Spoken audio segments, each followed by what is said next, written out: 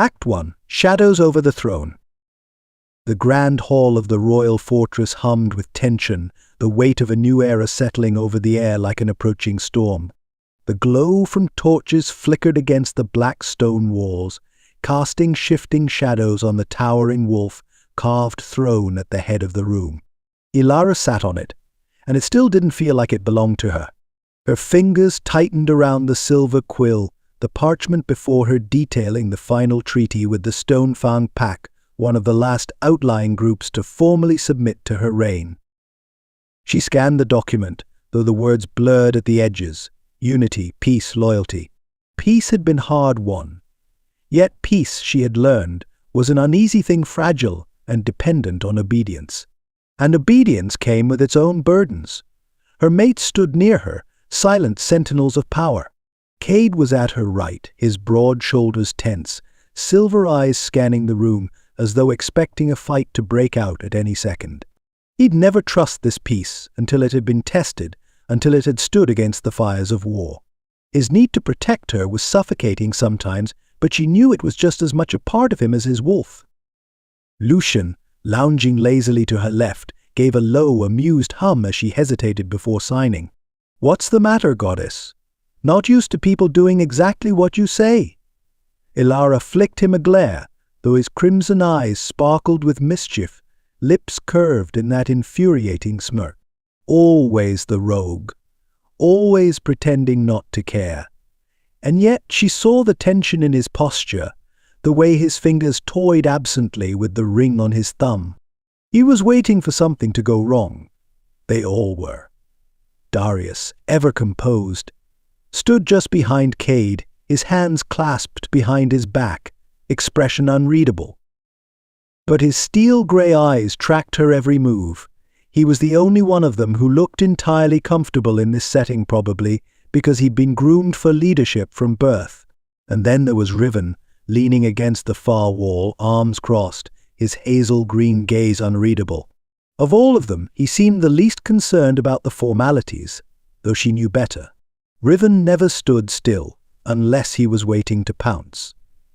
Ilara forced herself to sign the treaty with a firm stroke, ignoring the way her stomach twisted. The moment the ink dried, Stonefang's Alpha, Orin, stepped forward, lowering himself into a deep bow. "It is done, Moon Queen," he said, his voice rough with age and battle. "My pack bends to your rule." Ilara gave a curt nod. "Then let this be the start of something better." The words felt hollow, because peace, true peace, had never been meant for creatures like them. Cade shifted at her side, his voice low and edged with quiet authority. "If your pack honors this agreement, then you will find loyalty from us in return. But betrayal will not be tolerated." Orin's wolf-yellow eyes flicked toward Cade, reading the unspoken promise of violence beneath his words. Ilara knew this was the game they played, diplomacy backed by power, yet the flicker of uncertainty in Orin's gaze sent a sharp pang of unease through her gut. He was afraid of something, or someone. She didn't push, not yet. Instead, she sat back in the throne, a symbol of authority she still wasn't sure she wanted, and forced herself to look like the goddess they believed her to be. But something in the air whispered to her, an old, familiar instinct stirring in her bones. This peace wouldn't last, and whatever storm was coming, it was already on its way. The room had barely emptied before he arrived. Ilara didn't hear his footsteps, didn't sense him move through the grand hall until he was standing before her. A man too old for battle, too quiet for politics, and yet here he was. The elder of the Hollow Fang Pack was cloaked in thick, tattered robes, his face lined with centuries of wisdom and something deeper, something that sent a cold whisper curling down Ilara's spine. A wolf that all shouldn't still be alive. The torches on the stone walls flickered, the air growing thick, heavy. Cade was instantly on edge, stepping forward, his body a shield between her and the elder. His muscles coiled with unspoken threat, silver eyes flashing as he sized up the old man. Darius, who had been quiet and brooding at her right, spoke first, his voice a measured command. "State your purpose." The elder's mouth curled in something close to amusement, but his attention never left Ilara. He lowered himself onto one knee. Not the respectful kind of bowing, this was something different. Something ancient. A submission not just to a queen but to a goddess, Moon Queen. His voice rasped over the words, thick with something unspoken, something she didn't want to name. She swallowed hard, keeping her expression unreadable. Rise? The elder didn't. Instead, he lifted his head, his eyes clouded with age and power fixing on hers. I bring a message, he murmured. Not of war, not of peace, but of fate. Lucien's low scoff was barely audible. Of course you do. Ilara's stomach tightened. Fate. She had never been a fan of that word. Cade tensed beside her, his energy shifting from wary protector to caged animal. Get to the point. The elder finally stood, his movements slow and deliberate, his frail frame deceptive. She had seen men like him before, ancients who moved like they carried the weight of too many years and too many secrets. When he spoke again, the words curled into the air like an incantation. The child of the moon goddess will shape the fate of the werewolf race. Through them, the future will be rewritten. Silence. A suffocating kind of silence. Ilara went rigid, her heart hammering against her ribs. No, no, not this. Not now. Cade's breathing turned sharp, but it was Darius who reacted first. His voice remained calm, too calm. And how exactly do you know this? The elder's wrinkled lips twitched. I was there when the first prophecy was spoken. Ilara's pulse stalled. Lucien let out a low curse, rubbing a hand over his face. Brilliant. Another damn prophecy. Riven, who had been uncharacteristically quiet, finally pushed off the wall, stepping closer. His hazel green eyes narrowed, his usual smirk nowhere to be found. You're saying if Ilara, he hesitated, casting her a quick glance. If she has a child, it's gonna what? Save us? Kill us? The elder's expression didn't shift.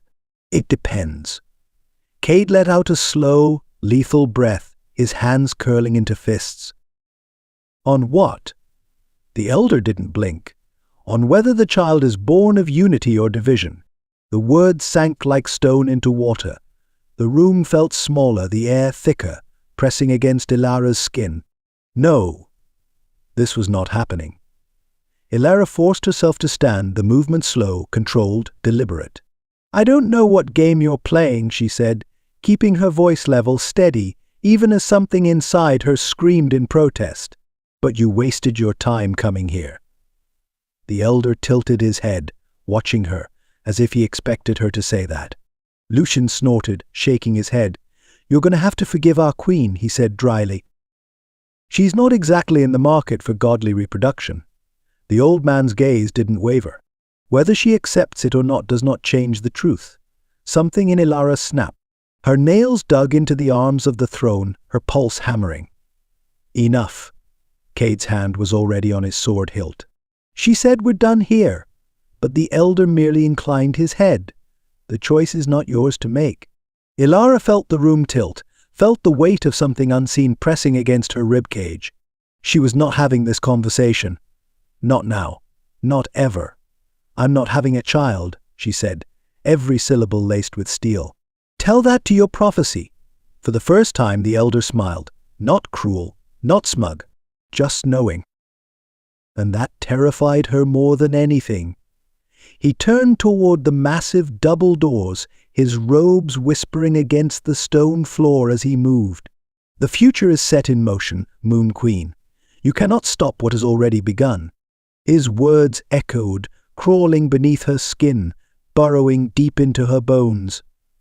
By the time the doors swung shut behind him, the silence had turned toxic. Ilara let out a harsh breath, pressing her fingers to her temples. No, no, no, no! Lucien was the first to break the quiet. Well, he blew out a slow breath. That was dramatic. Ilara shot him a look sharp enough to kill. Lucien held up his hands. I'm just saying, if you ever actually did have a kid, I'd put my money on world domination, not world destruction. Cade growled low in his throat, turning his lethal glare on Lucien. Not helping. Riven exhaled through his nose, but his usual teasing air was absent. "You all right, Ilara?"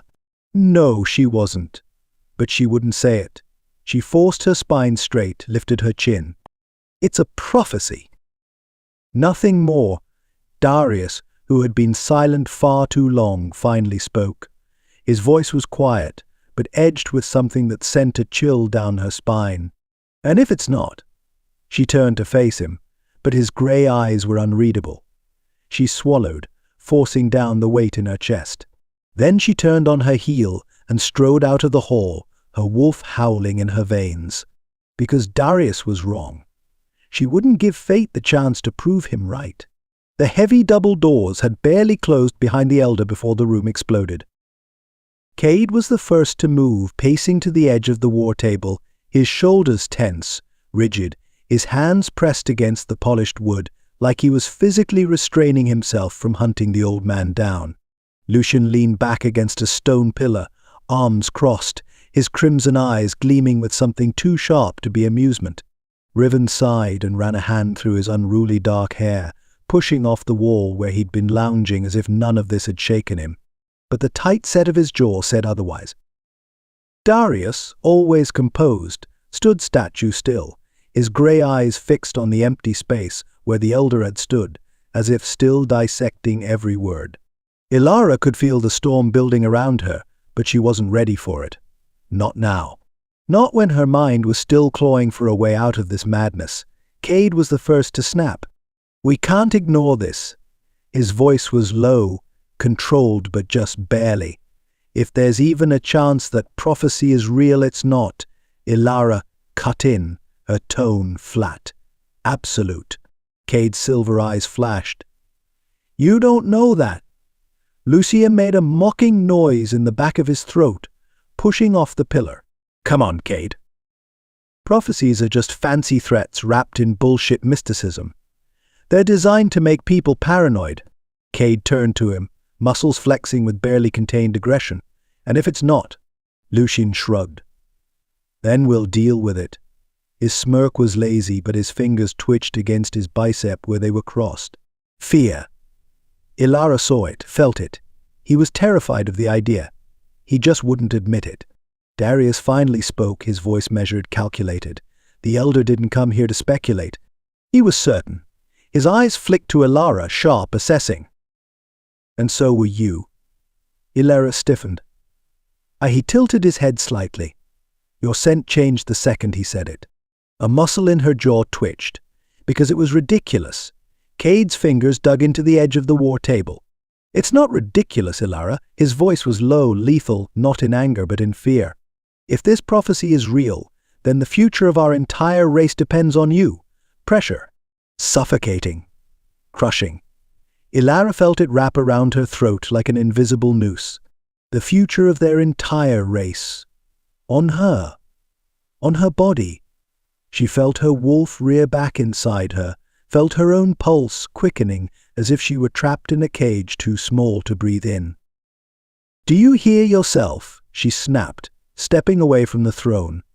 "You're all acting like this is decided, like I'm just some vessel for fate to use." Cade's jaw ticked. "That's not what but that's what you're all thinking," she accused, eyes flashing between them. "I can feel it. This prophecy makes me important to you in a way I wasn't before." Riven let out a sharp breath, moving to block her path when she tried to step away. His hazel green eyes softened, just a little. "Ilara, that's not." She pulled away before he could touch her. "No, no." She couldn't stand the weight of their expectations pressing into her skin like this. "I don't want this," she said, the words coming out harsher than she meant them to. "I never asked for it. I never wanted it. And I sure as hell am not going to let some dusty old prophecy dictate what I do with my body." Lucian exhaled sharply. "That's fair." Cade gave him a flat look. "That's all you have to say?" Lucian lifted a shoulder. "What else is there? If she doesn't want to be a mother goddess, she doesn't have to be." He gave Ilara a look, something that almost resembled respect. And frankly, if fate wants to play games, it should have considered asking her permission first. Ilara swallowed, throat tight. Darius's stare was piercing, unreadable. "You don't believe in fate?" Lucian smirked, but there was something cold beneath it. "No, but I believe in Ilara." For the first time the room stilled. Lucian's words settled over her, and some of the unbearable weight eased. But it wasn't enough. None of this was enough, because the moment the prophecy had been spoken, the world had changed. And no matter how much she denied it, she could feel the truth of it burrowing deep into her soul. Ilara inhaled slowly, backing toward the door. "I'm done with this conversation." Cade frowned. "Ilara," she shook her head, jaw clenched. "No, I'm not doing this." She turned, ignoring the way their energy pulled at her, ignoring the sharp twist in her gut as she walked away, ignoring the fact that she was retreating, running because if she stayed in that room a moment longer, she might start believing in fate, too, and that was something she couldn't allow. The world was burning. Flames licked at the sky, painting the night in violent shades of orange and red, the scent of charred fur and blood thick in the air. Wolves lay broken around her, some still breathing, some already gone. Their howls had long since faded into silence, replaced by the crackling roar of fire and the distant wailing of something small. A child. The sound clawed at her mind, a keening, raw cry, fractured with pain, with fear, with something worse loss. She turned, her body moving like it wasn't hers, like it was still connected to another lifetime, another version of herself, Lunara. And she saw him.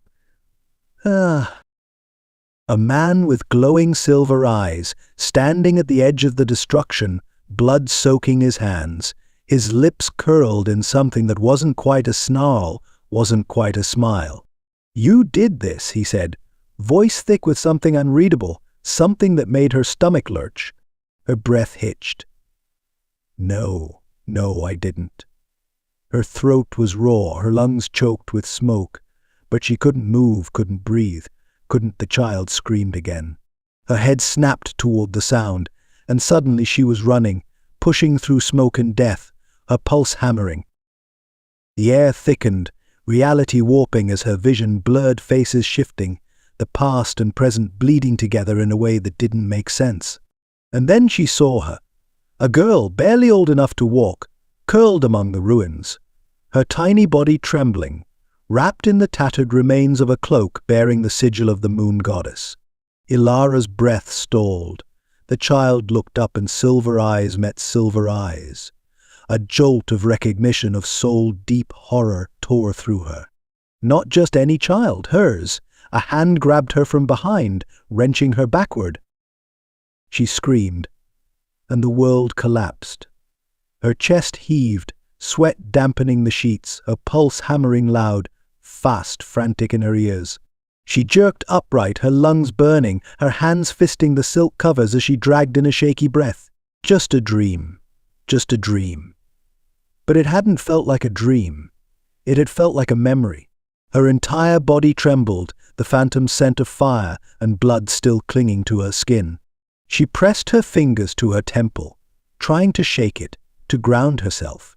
But the echoes of that child's cry, her child's cry, still rang in her ears. A cold sweat broke over her spine. She had seen glimpses of Lunara's life before, flashes of memory, fractured images she couldn't always make sense of. But this was something more. This had felt real. Her hands curled into fists, her nails biting into her palms. A child, her child. No, Ilara shoved the thought away, threw off the blankets, and swung her legs over the side of the bed, her breath still uneven, unsteady. It didn't mean anything. It was just a dream, just residual fear from the prophecy, that was all. It wasn't real. It wouldn't be real. Because she would never let it happen. She pressed a hand to her chest, forcing down the tightness, but the memory, the image of those silver eyes staring up at her from the ruins was burned into her mind. And no matter how much she tried to push it away, the doubt had already taken root. The High Council chamber was thick with tension, the kind that buzzed beneath the surface, waiting to snap its teeth. Dawn's first light seeped through the tall, arched windows, casting a muted glow over the long obsidian table where the most powerful alphas in the kingdom had gathered. The air smelled of aged parchment, heated tempers, and the distinct musk of wolves who did not trust one another. Ilara took her seat at the head of the table, back straight, face unreadable, even as the weight of the nightmare still clung to her skin. She hadn't spoken a word about it, hadn't even let herself think about it too long, and she sure as hell wasn't going to let them see it. Cade sat to her right, his arms crossed, silver eyes watchful, every muscle in his body coiled with silent aggression. He didn't like politics, hated it, actually, but he wouldn't let her face the wolves alone. Lucien lounged a few seats away, chair tilted dangerously far back, his red eyes half-lidded, but Ilara knew better. He was watching everything, waiting for the inevitable explosion, waiting to find the perfect moment to light the match. Riven sat across from him, casual but tense, his foot bouncing beneath the table, a sure sign he was 2 seconds from snapping at someone. Darius, as always, was composed, dressed in a dark, fitted tunic, his posture poised, his gaze razor-sharp. He was the only one who actually looked comfortable, in a council setting probably, because he'd spent his entire life dealing with this kind of shit. The remaining seats were occupied by alphas from every major pack in the kingdom, some of them older, weathered men with scar-lined faces, others younger, eyes gleaming with either ambition or fear. The moment the doors thudded shut, the council erupted. The prophecy is a threat. Alpha Orin of the Stormclaw pack slammed his fist against the table, his golden eyes flaring. "You ask us to kneel to a queen whose womb may be carrying our destruction." A low growl rippled from Cade, but Ilara lifted a hand, silencing him before he could do something Cade-like, and punch the bastard through a wall. "It's a rumor," she said coolly, leveling Orin with a steady gaze. "Nothing more." Orin snorted. "And yet, rumors have a way of becoming war." "You mean the way they become excuses for war," Lucien drawled, stretching like a lazy cat. "Don't act like you're concerned for the fate of the wolves, Orin. You're just pissed off that fate didn't choose you." Laughter rippled through the room, sharp and cruel, but Orin's gaze was nothing but steel. The packs will not bow to something they don't understand. Alpha Nessa of the Icefang pack cut in, her voice cool, calculating. "This prophecy, real or not, puts everything we've worked for at risk." The people whisper, Moon Queen. They wonder if you will become something greater than a ruler. Ilara's muscles locked, but she didn't let it show. Something greater, something untouchable, something they would never trust. And yet, Alpha Bran of the Shadowmere pack interjected, his gravelly voice slicing through the rising tension. "A child of the moon goddess could also unite us. Give us a future beyond endless bloodshed," Orin scoffed, "or make us targets." What happens when the Blood Moon wolves hear of this? When the old enemies who lurk in the shadows rise again? His gaze darkened, flicking toward Ilara. What happens when this supposed child is born and the first pack is wiped out in its name? Riven let out a low, sharp breath, shaking his head. "So let me get this straight." He leaned forward, lacing his fingers together. "You'd rather preemptively panic over a prophecy that may or may not be bullshit, that may or may not result in the annihilation of our race," Nessa cut in. Riven waved a hand. "Details," Lucien snorted. Ilara's patience thinned. She leaned forward slightly, allowing the faintest wisp of power to lace her tone. "Enough." Silence rippled through the room, the kind that demanded obedience. "Good." She met each of their gazes in turn, her wolf watching from beneath her skin, waiting for someone to challenge her. "The prophecy is a whisper. A shadow. Nothing more," she said, voice calm but unyielding. "I will not entertain fear-mongering or let this council fall apart over what-ifs." Orin's nostrils flared, but he said nothing. Bran gave her a small nod of approval, but Nessa still looked unconvinced. Ilara took a slow breath, choosing her words carefully. "We have more pressing concerns than a prophecy that may never come to pass. The peace we fought for still hangs by a thread. We cannot afford to be divided over ghosts.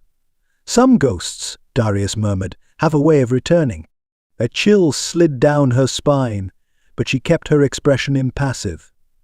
The meeting ended shortly after, the alphas leaving in groups, some murmuring their support, others looking over their shoulders as if they expected war to erupt from the shadows. As the last of them filed out, Ilara finally exhaled, dragging a hand through her hair. "Well," Lucian said, rubbing the back of his neck, "that went better than expected." Riven lifted a brow. "They basically threatened to murder any heir she might have." Lucian shrugged. "Better than an assassination attempt." Cade turned to Ilara, his silver eyes searching, assessing. "You know this isn't over." She knew. The rebellion had already begun. The war room was too damn small for this conversation. Or maybe it was just that the tension between her mates made the space feel claustrophobic, the air charged and thick with unspoken fears. Ilara stood near the grand hearth, watching the flames lick at the logs like they were trying to consume them whole. It was a fitting parallel to what was happening in the room. Behind her, Cade and Riven were at each other's throats. Not physically. Yet, but they were close. Cade's jaw was locked tight, his silver eyes hard, unrelenting, his arms crossed over his chest in that way that meant he wasn't backing down. Riven, on the other hand, was leaning against the war table, all forced relaxation, but there was a tightness in his stance. His hazel-green eyes flickered with something sharp, something he didn't want to name. "Why the hell are we even talking about this?" Riven let out a bitter laugh, running a hand through his hair. "You're acting like it's a damn inevitability. Like we should just accept that one day Ilara's gonna pop out the next Messiah or whatever." Cade's muscles tensed, his patience snapping thread by thread. "If the prophecy is real and if it's not." Riven cut in, his voice taunting, but there was something underneath it, something raw. Cade growled, "Then we prepare anyway." "Or are you too busy running from responsibility to consider that?"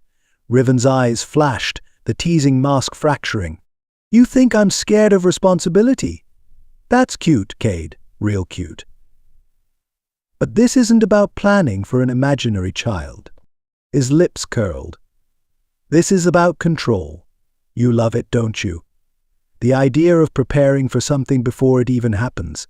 Like if we just make enough plans, fate won't come and screw us sideways." Cade's hands flexed at his sides, his control slipping.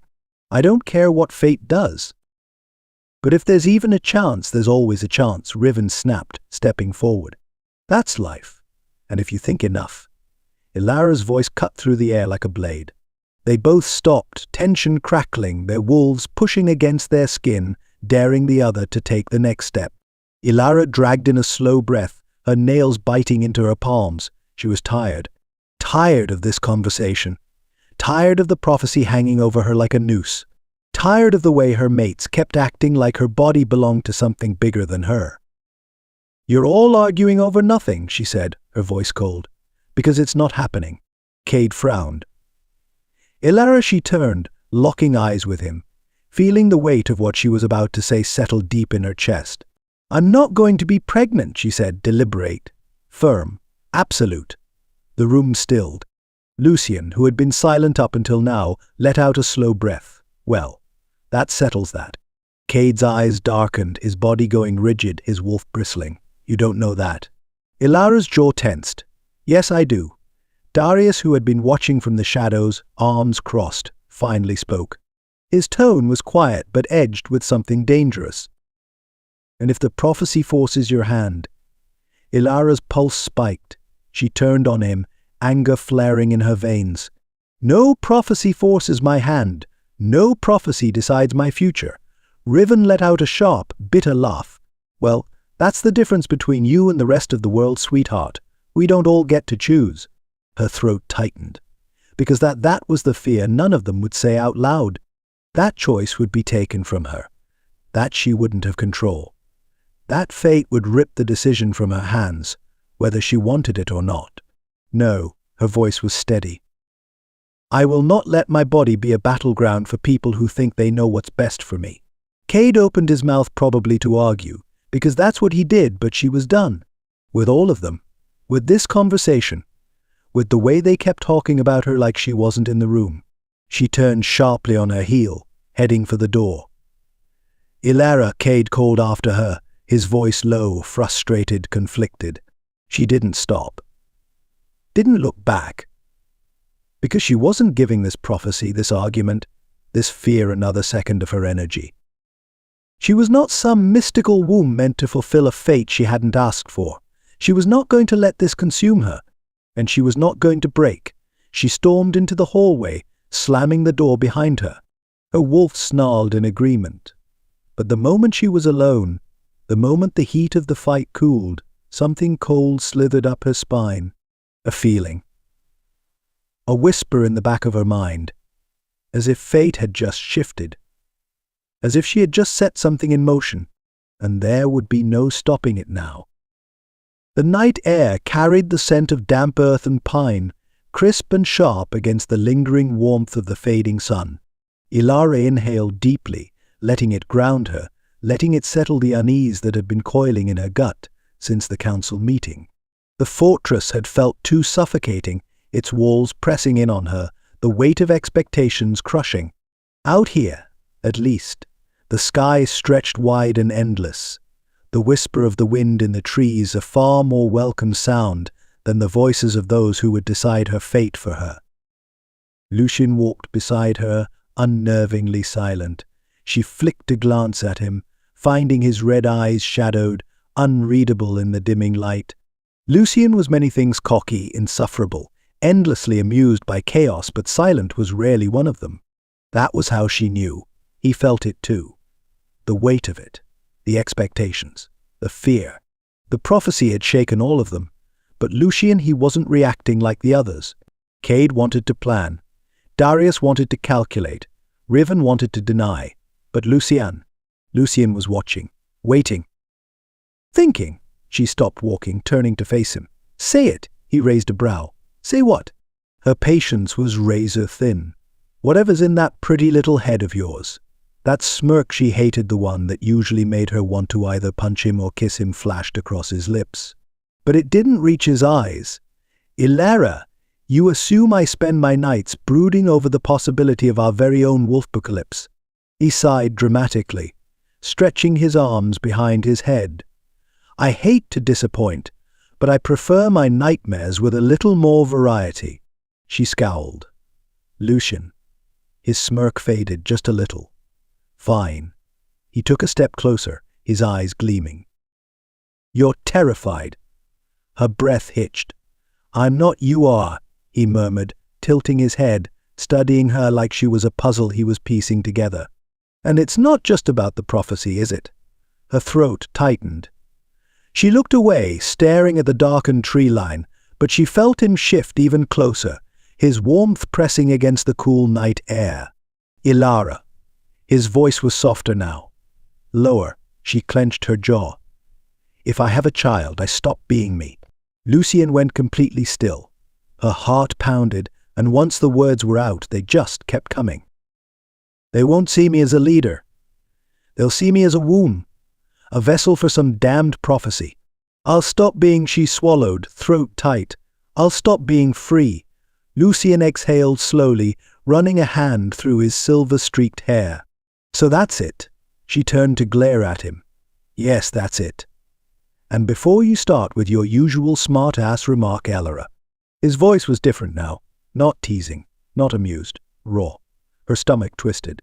He let out a low, humorless chuckle, his gaze flicking to the trees before settling back on her. "You think I don't get it?" His voice was hoarse, edged with something she couldn't quite name. "You think I don't wake up in a cold sweat wondering when the day will come that I stop being me?" She blinked. "What?" Lucien let out a slow, sharp breath, his hands slipping into his pockets. "You're terrified of losing yourself to a child." He tilted his head, his lips pressing into a thin line. "I'm terrified of losing myself to you." The words were soft, but they sliced through the night like a blade. Her wolf stilled inside her. Lucien never talked like this. Her chest tightened, because she knew what he meant. The mate bond demanded everything. A connection deeper than choice, deeper than logic. And Lucian had spent his whole life outrunning anything that might claim him. She sucked in a breath, trying to piece together something to say, something to make it less big, less heavy, but then he smirked, stepping back. I mean, obviously I'm still devastatingly charming and a complete gift to this pack, so I'd never lose my personality entirely the moment shattered. And Ilara knew he'd done it on purpose. "Asshole," she muttered. Lucien grinned. "You wound me." They walked in silence after that, but it wasn't awkward. It was something else. Something unspoken, fragile, real. Something she wasn't ready to name. And maybe, just maybe, he wasn't either. The scent of blood and wet fur hit Ilara a second too late. One moment she and Lucien were navigating the dense shadowed stretch of the northern border, the night quiet, the air thick with the usual sense of the forest pine, damp soil, the distant crispness of the river cutting through the valley. The next, the trees' shuddered walls bursting from the underbrush like specters, their forms blurred between man and beast, glowing eyes locking onto her. No warning. No time to question. Just attack. Lucien was already moving, his blade unsheathed in a blink, his wolf snapping to the surface in a predatory growl. Ilara spun, instincts kicking in, as the first rogue lunged a brute of a wolf, scarred, his fur mottled with patches of missing flesh like he'd been half melted by something unnatural. They hadn't just been living outside pack law. They'd been experimenting. Her stomach twisted, but she didn't hesitate. She sidestepped the rogue's snapping jaws, her fingers curling, magic crackling through her skin, silver energy surging into her palm before she slammed it into his chest. The wolf screeched, the force of her power sending him hurtling backward, crashing through the undergrowth with a sharp thud. Lucien let out a sharp laugh, slicing his blade cleanly through another attacker's throat before shoving him away. "Nice trick, goddess." "Focus," she snapped, heart hammering. The remaining rogues circled, lips peeled back, saliva dripping from bared teeth. And then one of them, a lanky figure with wild eyes, stepped forward, not attacking, just watching. His golden gaze burned into her. Ilara felt it before he spoke, the venom beneath his words, the certainty. "We won't let you bring ruin upon us."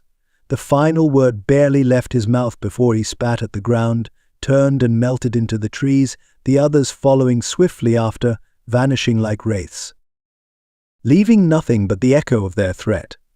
Ilara's pulse pounded against her ribs, her hand still crackling with energy, the scent of her own power lingering in the air moonlight, and something older, something untamed. Lucien rolled his shoulders, exhaling sharply. Well, that was dramatic. Ilara swallowed hard, forcing herself to still.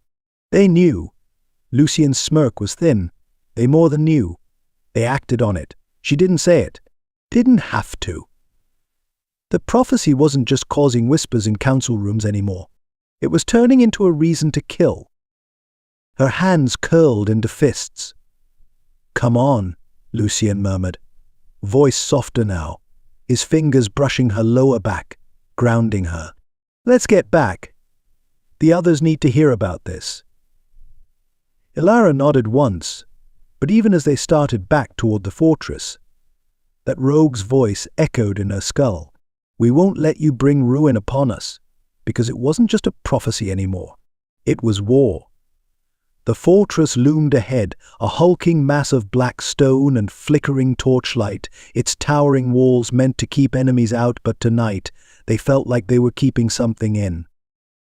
Ilara's pulse still thrummed, her body humming with the residual energy of the fight, of the rogue's warning, of the way Lucien had watched her too closely on the way back, like he was waiting for her to crack.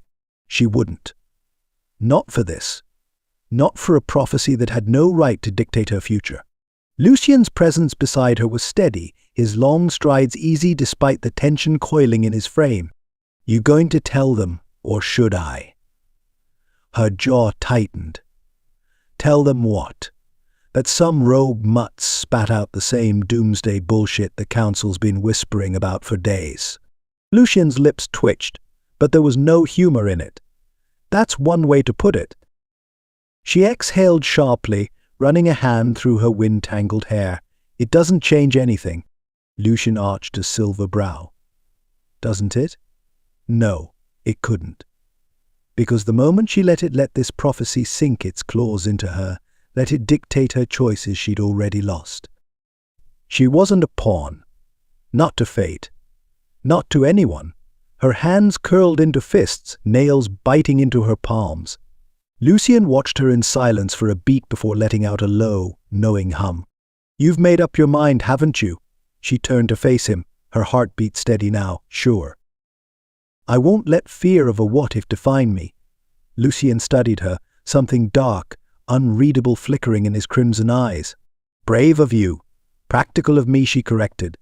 Lucian's gaze narrowed slightly, but he didn't argue. He didn't need to. Because deep down she knew. This wasn't over. The rogue's words had planted a seed, one that would spread roots through the packs, through the council, through her own damn mind if she let it. But she wouldn't. She wouldn't let fate dictate her path, wouldn't let fear shape her decisions, wouldn't let a prophecy turn her into something she wasn't ready to be. Mother. The word twisted in her gut, thick and sharp, and she shoved it away. Lucian let out a slow breath, shaking his head. You should tell them anyway. Even if you don't believe in the prophecy, the others need to know what we're up against. He wasn't wrong, but right now she needed a second. Just one. Ilara turned on her heel, pushing open the fortress doors and stepping inside, the familiar scent of embers and aged wood greeting her like an old ghost. The hall stretched long and dim, the flickering sconces casting shadows against the stone walls, their dancing light making the corridors feel alive, shifting. She strode toward her chambers, footsteps steady, purposeful. Because no matter what the world whispered, no matter what the packs feared, no matter what fate itself seemed to threaten her with, she would control her own body, her own choices, her own damn destiny, and no prophecy was going to take that from her. A glimpse of hope. The scent of wolves and burning oil hung heavy in the council chamber, mixing with the low murmur of voices, the scrape of parchment against wood, the distant hum of an approaching storm. Ilara barely heard any of it. She sat at the head of the war table, her gaze flicking over the tense faces of the gathered alphas. Their voices blended into static sharp words about rogue attacks, whispers of unrest in the eastern packs, the ever-present hum of unease in the room. It was nothing new. And yet something felt off. Wrong. The room tilted, the torches burning too bright, the world narrowing too fast. Her fingers dug into the smooth wood of the table, her breath coming sharp, uneven. Her pulse pounded in her skull, something vast and ancient stirring beneath her skin. Ilara? Darius. His voice was calm, unreadable, but there was something else beneath it, concern. She tried to push through the wave of dizziness, tried to focus on whatever Bran, the Shadowmere Alpha, was saying about border patrols, but the power hit her like a tidal wave. A sharp, burning pulse in her core, spreading outward, filling her limbs, her chest, her veins with liquid silver fire. The air shimmered, the torches flickering violently, the scent of ozone and something more, something celestial thickening in the chamber. The voices faded. The room spun, and then she was falling. The murmuring was distant, but her body ached, her skin burning like she'd been kissed by moonlight too long. A rough, familiar hand gripped hers, warm, solid, grounding. Cade, his scent wrapped around her fur, smoke, cedar, the sharp edge of a storm barely contained. Then his voice, low and raw, cutting through the haze. Ilara. She blinked, the light slicing through her skull as her vision focused. She was no longer in the council chamber. The scent of lavender and herbs told her she was in the medic's quarters, tucked into a cot against the stone wall, thick fur blankets thrown over her. And her mates. They were all there. Cade crouched beside her, his grip firm, protective, his silver eyes flickering with something just shy of panic. Darius stood near the foot of the bed, arms crossed, his grey eyes assessing, calculating, but there was an unease in his stance, something too tense for his usual control. Riven leaned against the far wall, twirling a dagger between his fingers, but his teasing smirk was nowhere to be found. Lucian sat on the edge of her cot, too close, too still, his crimson gaze sharp, like he was waiting for her to shatter. A soft rustle of fabric brought her attention to the side, where the pack's head medic Mira, a sharp-eyed, silver-haired woman with more knowledge than anyone gave her credit for, stood watching her. The older woman folded her arms, her piercing gaze dropping briefly to where Cade still clutched Ilara's hand before settling back on her face. "How long have you been feeling off?" Mira asked. Ilara frowned, shifting under the blankets. "I'm fine." Lucian snorted. "You collapsed," Darius said flatly. "You're not fine." Ilara scowled at him before turning back to Mira. She exhaled. The power surge. "It happens sometimes. It's nothing." Mira's gaze was unforgiving. "No, it's not." A heavy silence fell over the room. Ilara's heart kicked hard against her ribs, something cold curling in her gut. Mira didn't blink. "You're pregnant." The words slammed into her. Everything stilled. The air stopped moving. Her own breath caught her wolf going silent. "No, no." That wasn't Cade's hand tightened around hers. Lucian swore under his breath, and Riven let out a sharp, startled breath that sounded too close to laughter. Darius was the only one who didn't react, because he had already known, or at least suspected. Her chest constricted, her pulse thundering as she fought to process the words. Pregnant. Pregnant. The word clawed at her, curling around her ribs, sinking into her bones. Mira sighed, rubbing her temples. "I suspected when you started showing signs of power surges. But today was confirmation. Your body isn't just reacting to your magic, it's reacting to the life growing inside you." Ilara's stomach twisted.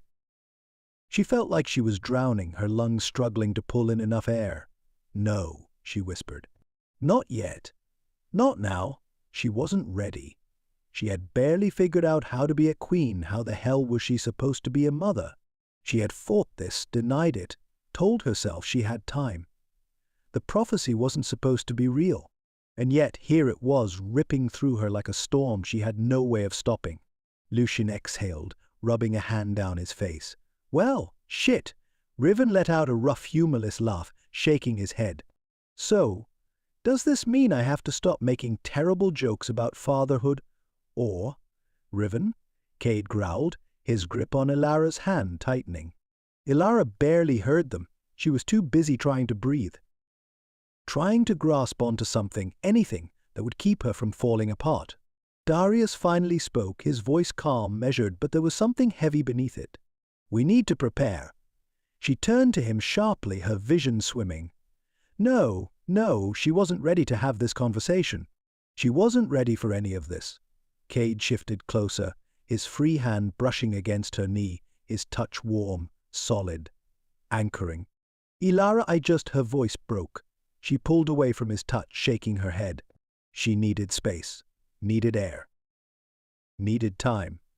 She swung her legs over the edge of the cot, ignoring the way the room tilted around her. Ilara Lucian moved to steady her, but she shoved him away, too raw, too overwhelmed. Her voice was hoarse. "I just need a minute." Then she was moving. Through the door, down the halls, away from the weight of their stares, away from the truth she wasn't ready to face. Ilara didn't know how long she had been standing outside, the cold night air pressing against her skin, her breaths uneven, her hands trembling at her sides. Her world had just changed, and she hadn't been given a damn say in it. Pregnant. The word felt too big, too foreign, like something that didn't belong to her. She wasn't ready.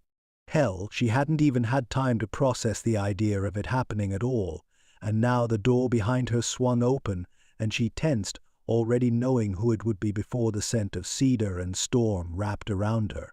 Cade. She heard the heavy thud of his boots on the stone, the way his breath hitched slightly, like he was trying to steady himself. He didn't speak right away. Didn't push. But when he finally did break the silence, his voice was low, raw. "Ilara," she squeezed her eyes shut. "Don't."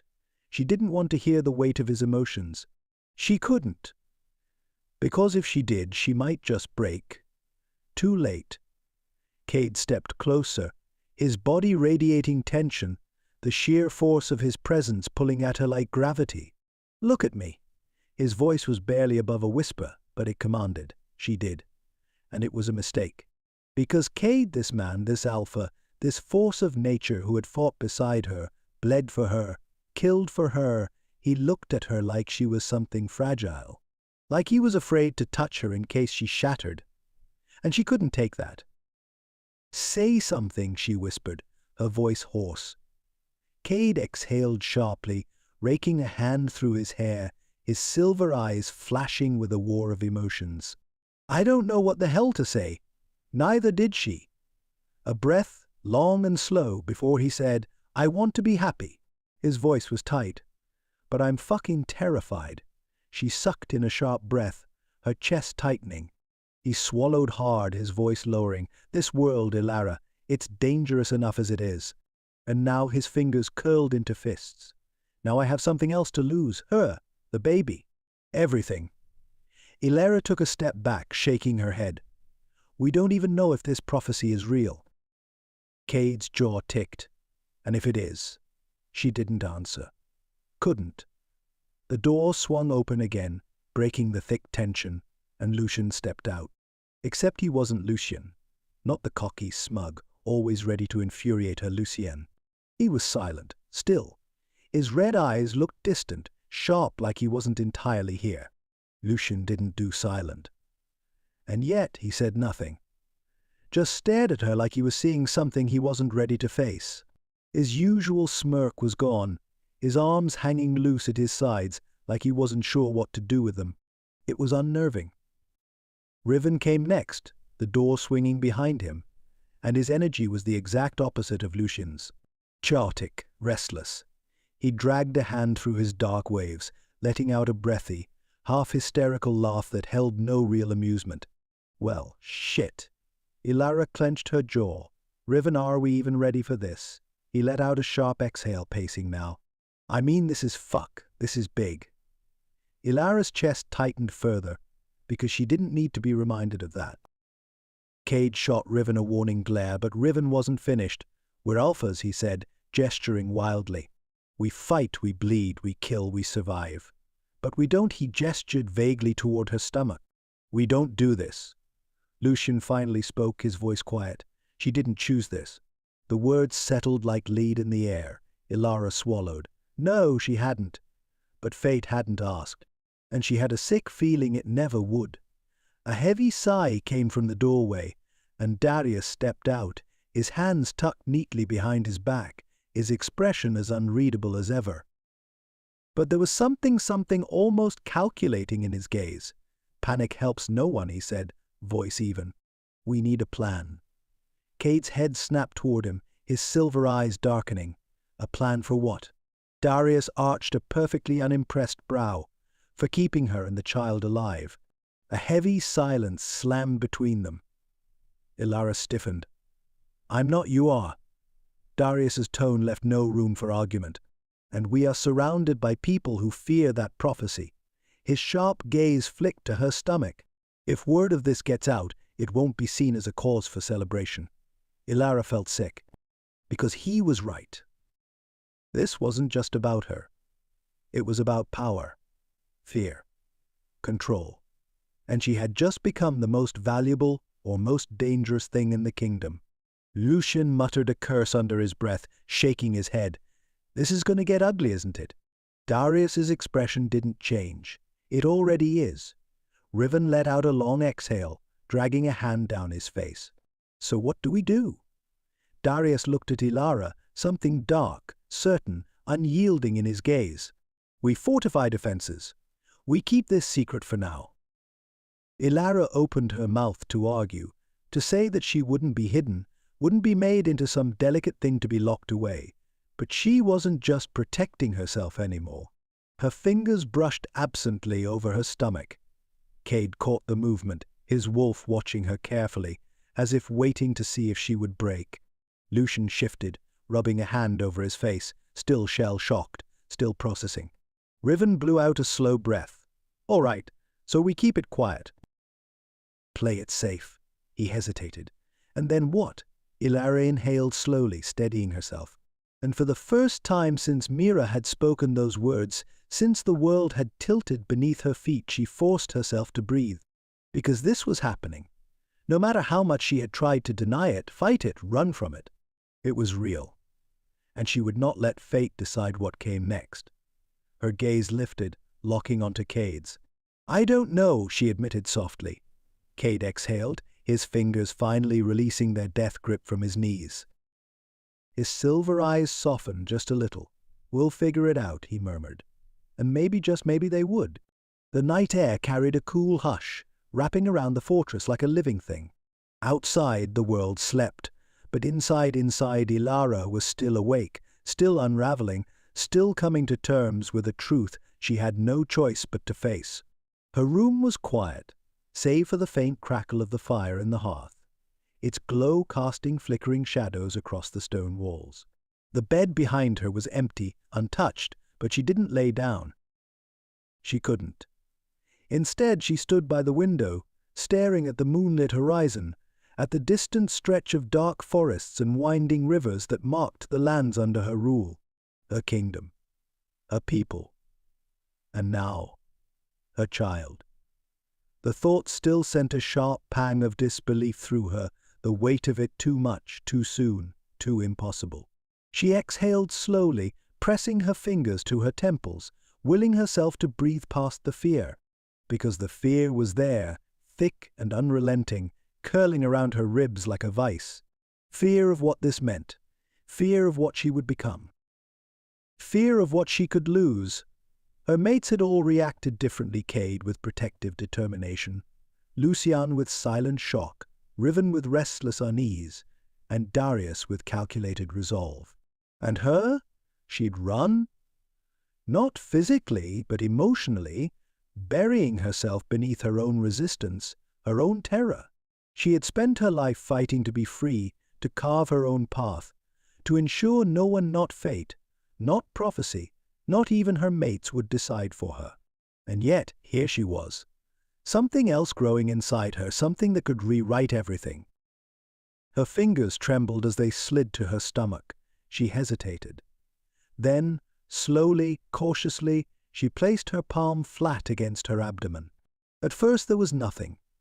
Just her own rapid heartbeat. Just her own pulse thudding beneath her skin. But then a flicker. A faint, warm glow, soft and barely there, pulsing beneath her palm like the ghost of moonlight.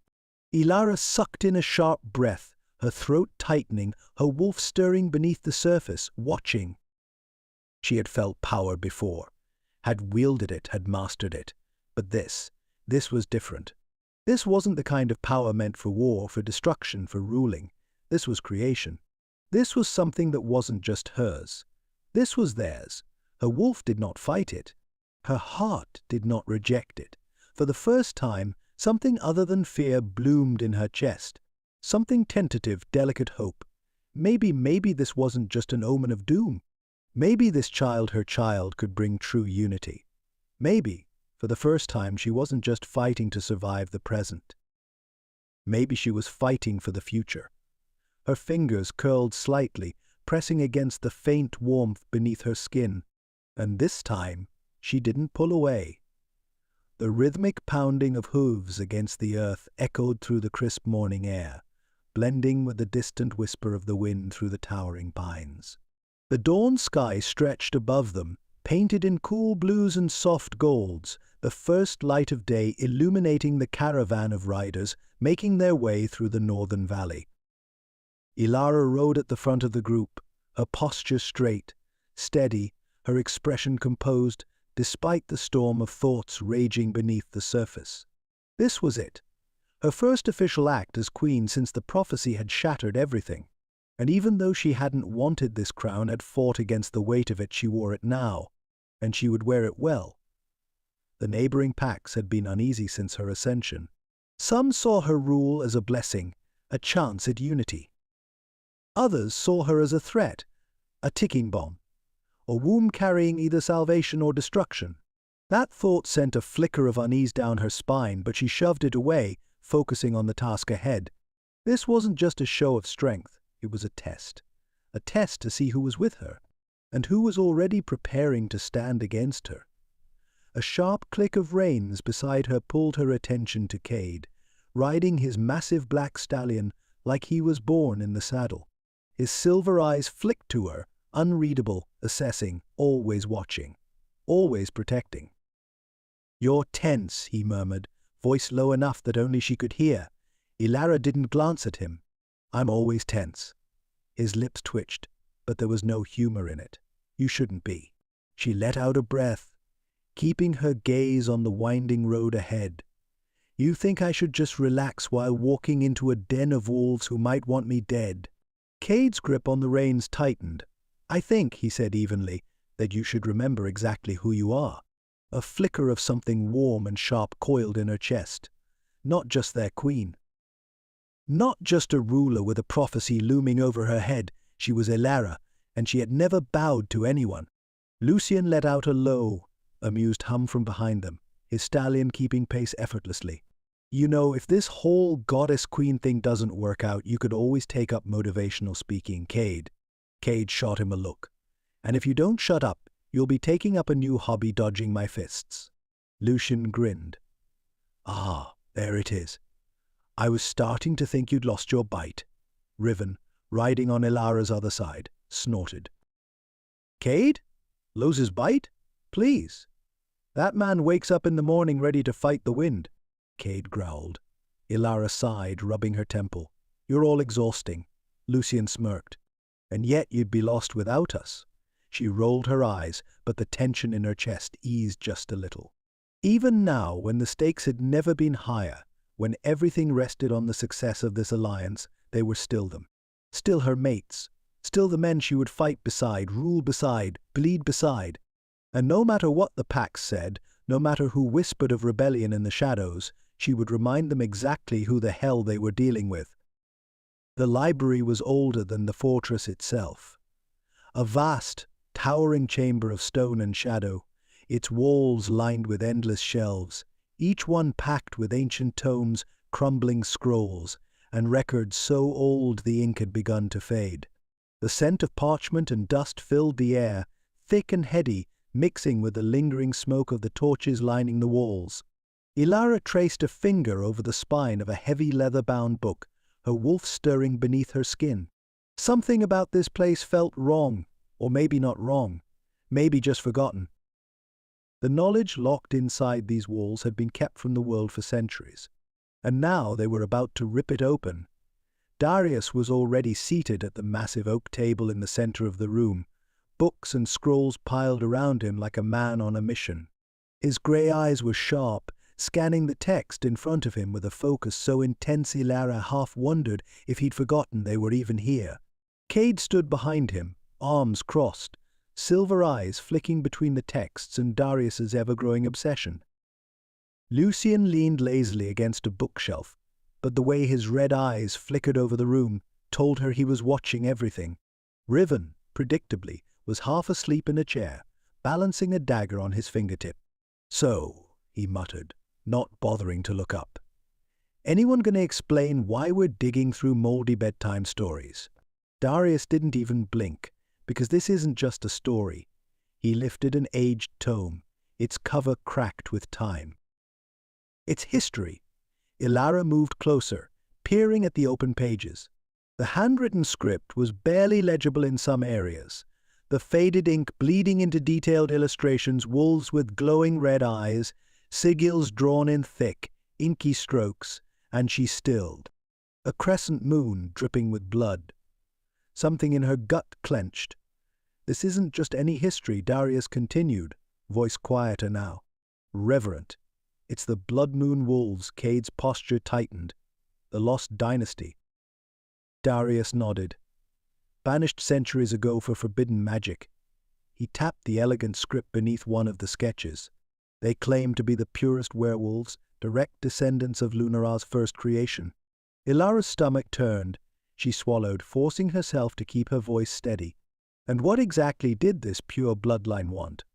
Darius flipped the page, revealing another illustration: a massive wolf, its body covered in blackened veins, standing atop a pile of corpses. Ilara's breath hitched.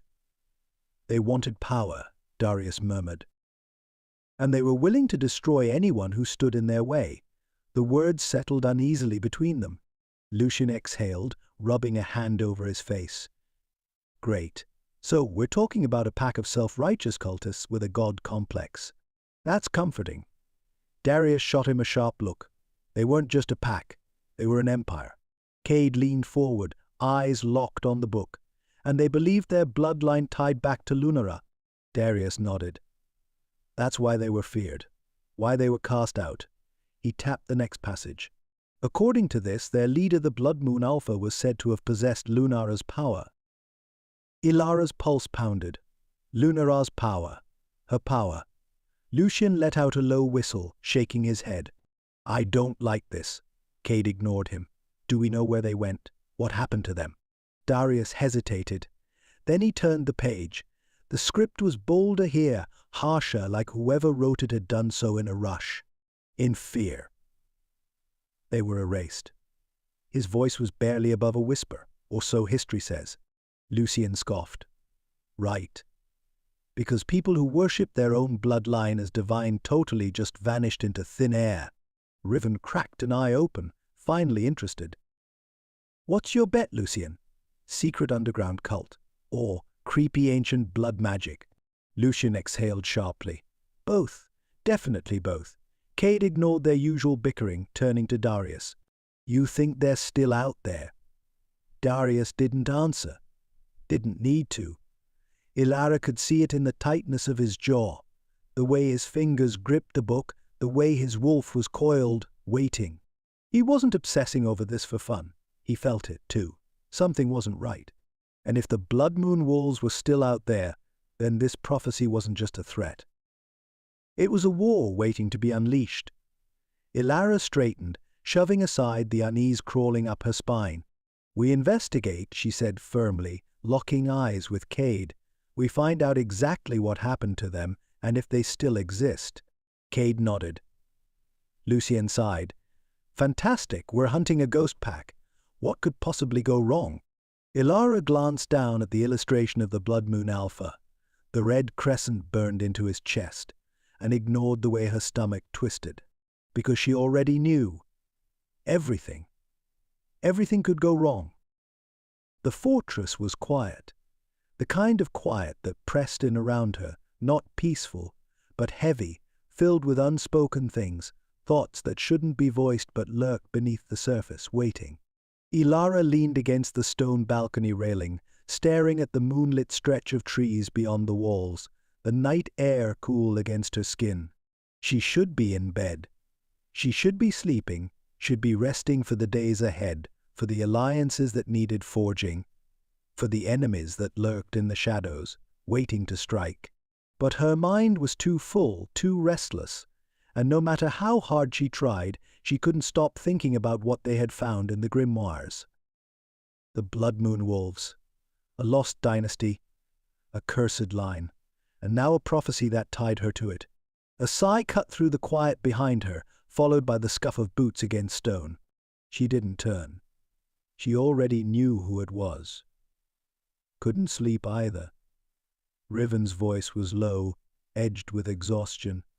But there was something else there, something tightly wound. Ilara glanced at him as he leaned beside her on the balcony, arms crossed, gaze locked on the horizon, not looking at her. That was the first sign something was off. Riven was never this still. Never this quiet.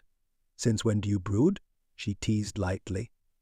A smirk ghosted across his lips, but it didn't reach his hazel-green eyes. Since my entire life got turned upside down, she huffed a soft breath. Welcome to my world. Riven let out a low, dry laugh, shaking his head. I think I liked it better when all I had to worry about was keeping you alive. Ilara smirked. That was before the whole potential heir of the apocalypse thing, huh? Riven ran a hand through his dark waves, exhaling. Yeah, that kinda ruined the fun. Ilara studied him, the sharp tension in his posture, the way his fingers drummed against his bicep, the way his wolf hummed with unease. Riven didn't do stillness. And yet, here he was, a storm bottled up beneath the surface. You want to tell me what's really going on? She asked, tilting her head.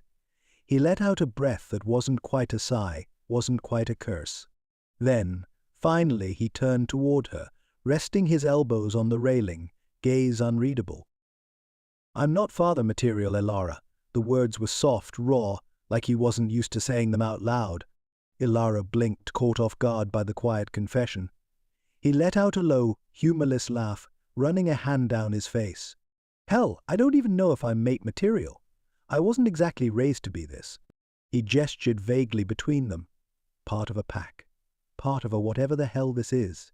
Ilara watched him closely, her own heart giving a small, traitorous twist. Because she understood that. Too well. Her own voice was quiet when she spoke.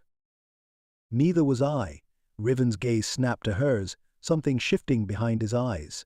She exhaled, glancing back at the sky. I never wanted any of this. A crown, a prophecy. And definitely not, she swallowed hard. A child. The last words came out more strained than she intended, the weight of them settling in her chest. Riven said nothing, but he was listening. So she kept going. I don't know how to be someone's mother, she admitted, gripping the railing. Hell, I barely know how to be a queen. And the idea of bringing someone into this world, of raising them, of not, she cut off, shaking her head, of not failing them, of not becoming the thing she feared most. Riven was quiet for a long moment. Then, slowly he reached out, curling a warm, calloused hand over hers where it rested against the stone. Her breath hitched, not because it was intimate, but because it was steady, solid. A tether when she felt like she might spiral. I don't know how to do this either, he murmured. But I think that means we figure it out together. Ilara swallowed past the unexpected tightness in her throat. Because God's help her, that was the most honest thing anyone had said to her since this whole mess started. She turned her hand over, just slightly, just enough to press her palm against his, grounding herself in his warmth. And for the first time since she found out about the prophecy, since she found out about the child, she didn't feel so alone. The council chamber was stifling, the air thick with the scent of wolves, ink, and the slow-burning embers from the towering hearth at the back of the room.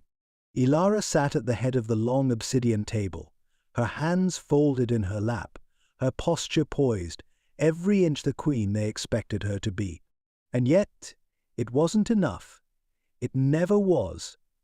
Across from her, 6 alphas representing some of the most influential packs stood with clenched fists and sharp gazes, their tension pulsing through the air like a coiled wire ready to snap.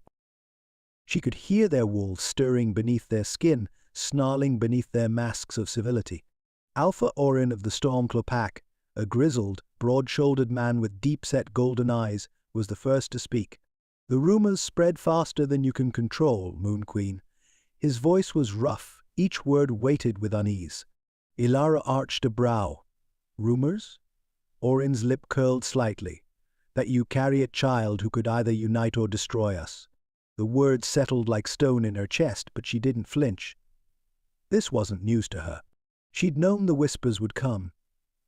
Knew that her pregnancy would be feared as much as it was worshipped. But hearing it spoken so plainly, so coldly, it sent a sharp, vicious irritation clawing through her ribs.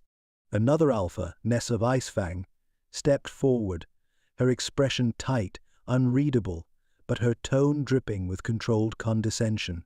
You must understand our concern, Moon Queen, she said, folding her hands together like she was offering reason instead of thinly veiled threats. Your power is divine, but divinity does not always mean salvation. Ilara's fingers tightened against the arms of her chair. She breathed through it. Through the frustration, through the deep, aching fury that these wolves, her wolves, still doubted her. She had bled for them, fought for them, saved them. And yet, it wasn't enough. "What exactly are you asking for?" she asked, keeping her voice calm even. Orin shifted, his thick arms crossing over his chest. Proof. Silence rippled through the room, thick and tangible. Ilara blinked once. "Excuse me." Orin didn't hesitate. "Proof that your child will not doom us. That your bloodline won't bring ruin to our kind." Ilara stared at him, pulse steady but sharp, her wolf coiling tight beneath her skin. Proof. They wanted proof that she wasn't a threat. Proof that her unborn child, the one she hadn't even had time to process yet, wasn't a monster. A sharp, dangerous heat spread through her limbs, quiet and deadly. She could feel her mates watching her. Cade, standing rigid to her right, his silver eyes glinting with barely restrained fury. Darius' arms folded, his expression unreadable, but his wolf stirring beneath the surface, calculating. Lucian, lounging against the side of the room, but his red eyes were sharp now, focused, waiting. And Riven, for once in his life, wasn't smiling. Ilara leaned forward slightly, resting her elbows on the table, tilting her head as she met Orin's gaze. "You want proof," she said slowly, deliberately. "Of what, exactly?" Orin's jaw ticked, but it was Nessa who answered. "That your child will not be tainted." Silence, cold, heavy, unforgiving. Ilara's fingers curled, her wolf snarling in her chest. She had spent weeks trying to come to terms with this. Weeks wrestling with what it meant, who she would become, what she would have to protect. And now they wanted her to justify it, to prove that she and the life growing inside her were not a curse. The irritation in her chest crystallized into something sharper. Cade took a single step forward, his voice a low growl. "Watch your words, Nessa." Lucian let out a mocking laugh, slow and dark. "Tainted? That's a hell of an accusation. What's next? You gonna suggest we take the baby out just to make sure?" The pure venom in his voice made some of the alphas shift uneasily. Ilara exhaled slowly, keeping her expression calm, composed. "You question my child," she murmured, "but what you're really questioning is me." Orin's nostrils flared, but he didn't argue, because he knew. She pushed back from her chair and stood, letting the movement be slow, deliberate, the weight of her presence settling over the room. Her power stirred, rippling beneath her skin, the air in the chamber thickening. When she spoke again, her voice was soft, edged with steel. "You have stood behind me in war. You have watched me break the backs of enemies who would see our kind wiped from this world. You have seen me take a kingdom built on blood and reshape it into something more." The alpha shifted, unease crackling in the air. She took a single step forward. "And yet you question me now. You question my ability to rule, my ability to lead, my ability to bear a child." Her silver eyes burned. "Tell me, Orin, where was this doubt when I was bleeding for you?" The old alpha's throat bobbed. Ilara held his gaze for a beat longer, then swept her stare across the room, meeting each of their eyes in turn. "You do not have to trust in prophecy," she said. "You do not have to believe in fate. But if you do not trust in me, then you have already lost." Silence. A long-waited pause. Then Orin dipped his head just slightly. "Forgive my bluntness, Moon Queen. We only seek to protect our kind." Ilara inhaled slowly, exhaling through her nose. "Then I suggest you remember who has already done that." Another tense pause. Then, one by one, the alphas gave shallow nods, some begrudging, some contemplative. It wasn't acceptance, but it was enough. For now. As the meeting adjourned, the alphas filing out, Lucian let out a low whistle from the side of the room. "Well, that was fun," he drawled. "You ever get tired of proving yourself to people who don't deserve it?" Ilara exhaled, shoulders stiff. "Yes," she murmured, but she would do it anyway, because she had to. Because this was her kingdom. Because this was her child. and no one would take that from her. The fortress halls were quieter than usual, not because there was peace but because the storm was building. Ilara felt it twisting in the air, thick and tangible, the same way the sky felt before lightning split it apart. It started with Lucian. Of course, it was Lucian.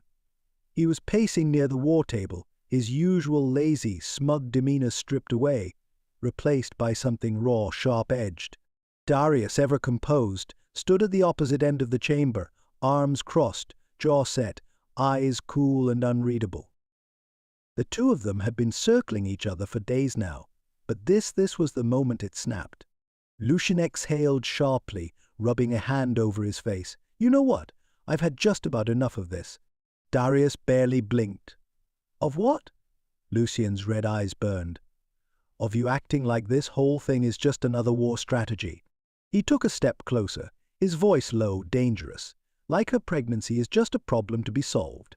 Darius's expression didn't change, but something in the air shifted. Cade, who had been leaning against the wall, tensed, pushing off of it as if preparing to intervene. Darius finally spoke. "If you think I'm not concerned about Ilara's safety, you're mistaken." Lucian let out a sharp laugh, shaking his head. "Safety. Right, because that's what this is to you. Another variable to control. Another piece to move on the board." Darius's grey eyes darkened. "You mistake caution for indifference." Lucian's lips curled. "And you mistake planning for having a damn heart." The silence that followed was brutal. Darius's jaw tightened, but he didn't rise to the bait. Instead, he exhaled slowly and turned toward Ilara, addressing her instead. "We need to discuss the next step. Fortifications need to be made before the Alpha spread more rumors." Lucian lunged forward, grabbing Darius by the collar of his tunic and slamming him back against the war table. "Lucian," Cade barked, stepping forward. Ilara's heart jerked in her chest. Darius didn't flinch. Didn't fight back. He just stared straight into Lucian's eyes. Cold. Unmoving. "I won't let you treat this like a war map," Lucian growled. "This is her life." Darius's voice was quiet. "Unshaken. That's exactly why I'm planning. Because it's her life." Something in Lucian's expression wavered, not enough to let go, but enough to let Ilara see the truth. Lucian wasn't just angry. He was scared. The weight of it settled into her chest, heavy and aching. Before she could say anything, Cade shoved between them, forcing Lucian back. "Enough," he growled, his silver eyes flashing between them both.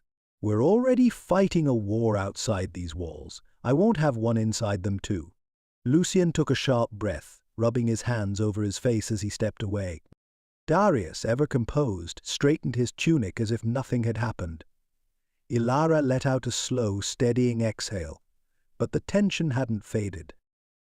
Because now, Riven had decided to open his mouth.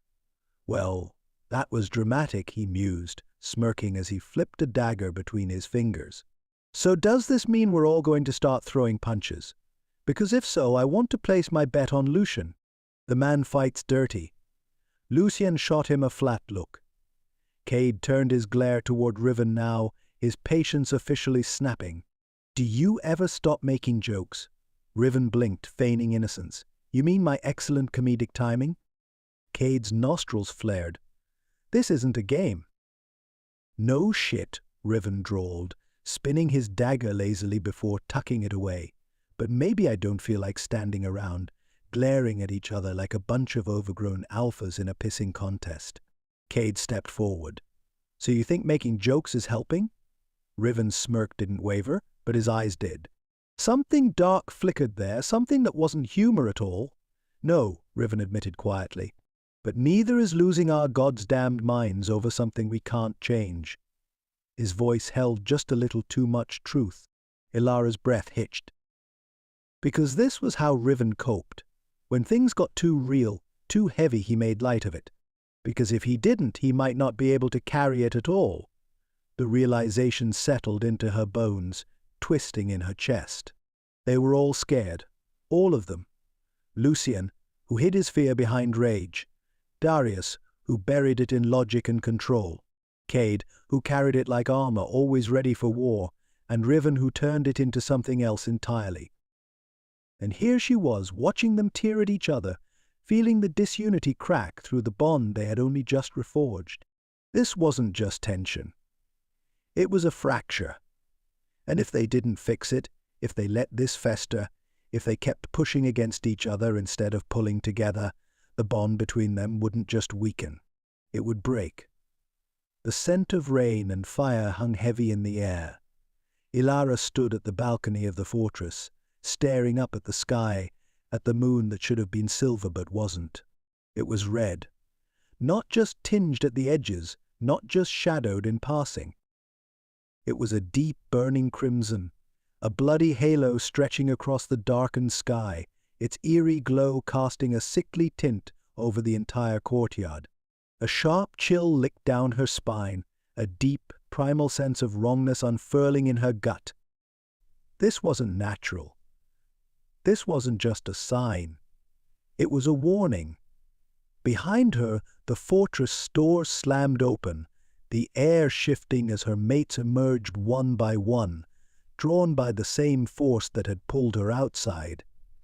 Lucian was the first to break the silence, his red eyes narrowing as he tilted his head toward the sky. Well, that's fucking ominous. Cade stood beside Ilara, his jaw tight, silver eyes burning. He didn't speak, didn't move, just watched.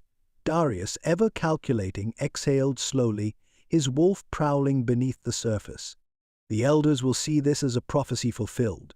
Riven, standing a few paces back, let out a low whistle. Anyone else feel like we just stepped into the first chapter of a very bad legend? Ilara ignored their words, because she could feel it. Something was coming. Something was here. A whisper of movement at the edge of the courtyard had her wolf snapping to attention, her instincts tightening a second before a figure stumbled into the torchlight. A messenger. His face was pale, soaked in sweat, his tunic torn, streaked with dirt and blood. He was breathing too hard, like he had run all night, like the weight of his news was breaking him from the inside. Ilara stepped forward, heart hammering. "What is it?" The messenger's gaze locked onto hers, his eyes wild, panicked, gleaming with a terror that was too deep, too real. And then he spoke the words that set her world on fire. "The Blood Moon Wolves have returned." Silence crashed over them, sharp, unforgiving.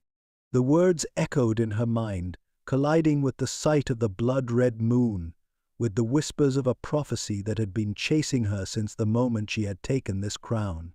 Lucian muttered a curse. Riven let out a slow exhale, running a hand through his hair, tension rolling off him in waves. Cade's wolf surged forward, his body coiled tight, his voice low, lethal. "Where?" The messenger swallowed hard, his breathing still ragged. "The eastern border. They took a village." His throat bobbed. There were no survivors. Ilara's stomach dropped. A cold, pulsing horror spread through her veins, curling like a vice around her chest. Not just a threat. Not just whispers from the past. The Blood Moon Wolves were real. They were here, and they had already started their war. Ilara clenched her fists, steadying herself. Everything she had built the kingdom, the fragile peace, the mate bond she had only just begun to truly accept, it was all about to shatter. Act 3. Blood Moon's arrival. The air was too still.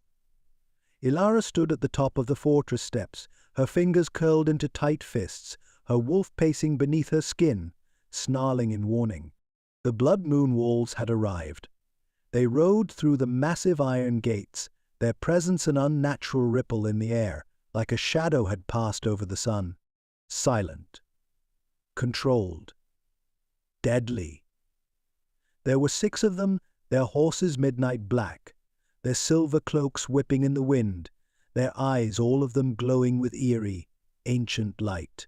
But it was the man at the center who held her attention, the Blood Moon Alpha. Tall, broad-shouldered, with long silver hair that spilled down his back, he exuded power, the kind that wasn't loud but all-consuming, settling over the courtyard like an iron weight. His wolf watched her through him, a predator assessing prey. "No, not prey," something claimed. Ilara's stomach twisted, but she stood her ground, her expression blank, even as her heart slammed against her ribs. She wasn't sure what unsettled her more, the fact that he radiated Lunara's power like a dark mirror of herself, or the faint, twisted pull she felt toward him. Her mates surrounded her, Cade at her right, Lucian at her left, Riven just behind her, Darius a step to the side, his presence cold, calculating. The courtyard was silent as the Blood Moon Alpha dismounted, a slow, deliberate movement. Then he lifted his gaze to hers. "Ilara of the Moonborn," he murmured, his voice like a shadow cutting through the quiet. "We meet at last." She didn't flinch, didn't react to the way his presence thickened the air, pressing down on her like a challenge wrapped in silk. "I don't believe we were expecting company," she said coolly, tilting her chin just slightly. The Blood Moon Alpha smiled. It was slow, unreadable. Almost pleased. "Then consider this fate correcting its path." Lucian made a low, unimpressed sound, crossing his arms. "See, that's the problem with people like you. Always talking about fate, like it gives a damn about who stands where." The Blood Moon Alpha flicked his gaze to Lucian, and for a split second, something dark and unreadable crossed his expression, like he knew something they didn't. Ilara's wolf bristled. "Enough." She took a step forward, keeping her voice steady even. "Tell me why you're here, and why I shouldn't have my guards drag you out of my lands by your throats." The silver-haired Alpha didn't so much as blink. Instead, he lifted a small, ancient relic from the folds of his cloak. A medallion. Ilara's pulse stopped. It was golden, but time had dulled its shine, the etchings across its surface weathered but still clear. A crescent moon, encased in the jaws of a wolf. The symbol of Lunara's first mate. Her breath hitched, her fingers tightening at her sides. Impossible. That relic should have been lost to time. But here it was, shining like an omen in his palm. The Blood Moon Alpha watched her too closely, like he could hear the way her heart had skipped a beat. "This," he murmured, "is proof of what was meant to be." Ilara forced herself to breathe. "And what exactly is that?" The Alpha tilted his head, silver eyes gleaming. "The child you carry," he said, voice soft but edged with something lethal, "is not yours alone." Silence slammed into the courtyard. The weight of his words wrapped around her ribs like a vice, something dark, curling beneath her skin. Lucian stiffened beside her.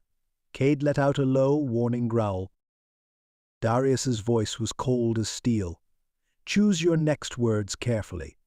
The Blood Moon Alpha ignored them, his eyes never leaving hers. "You are carrying the heir of the Blood Moon line," he said simply, "and we have come to claim what is ours." Ilara's breath rushed from her lungs. The world tipped sideways, because this was the prophecy twisted inside out. This wasn't just a war for power. This was a war for her child. Her mates moved in closer, their wolves bristling, snarling beneath the surface. Ilara's heart thundered. And for the first time, she realized everything she had fought for, everything she had built, everything she thought she could control. It was already slipping through her fingers. The air was thick with tension, coiled and ready to snap.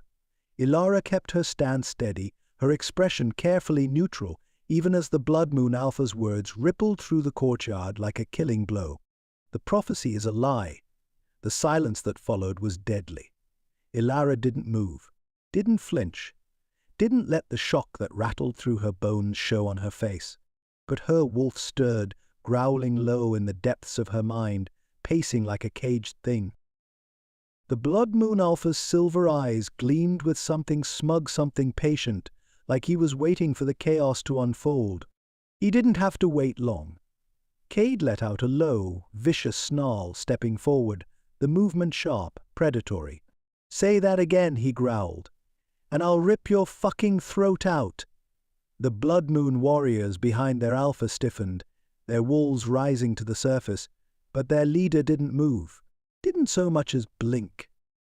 His lips curled at the edges, slow, deliberate. "Ah, there it is," he murmured. "The violence your kind is so eager to spill." Lucian's red eyes burned, his smirk gone, his body coiled tight, every muscle ready to strike. "You're a special kind of stupid if you think you can walk in here, spill your little lies, and expect to leave with all your limbs intact." Ilara barely heard them. Her pulse pounded in her ears, her breath sharp, uneven. Not because she believed the Blood Moon Alpha, but because she knew this was bigger than words. This was about power, control, fear. And now he had planted a seed, a single whisper that could spread through the packs like poison.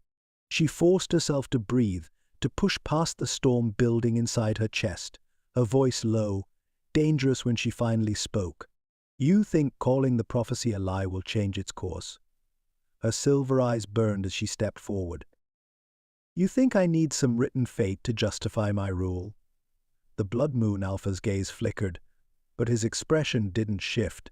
"I think you've used this tale to bend the Alphas under your rule," he said, voice smooth, deceptively calm.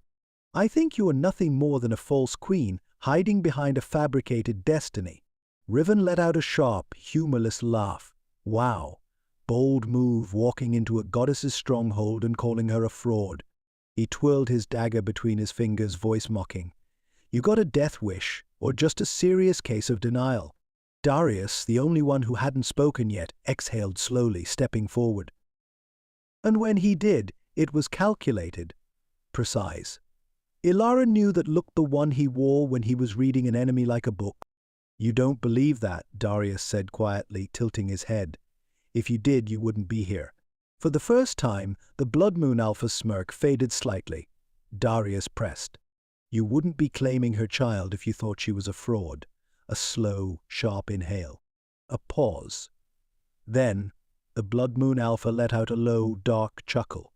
Ilara's spine stiffened. He didn't deny it. Didn't confirm it either. He was playing a long game. And the realization twisted through her like a blade. "You misunderstand," the Blood Moon Alpha murmured. "The child she carries is of our line, the rightful heir of the Blood Moon Wolves." His silver eyes flashed deadly and cold. "And we will not allow it to remain in her grasp." Ilara felt the final thread of her patience snap. She stepped forward, closing the space between them, her wolf rising to the surface, furious and unleashed. "You will not take my child," she said softly. Deadly. Absolute. The Blood Moon Alpha didn't react, but his wolf did.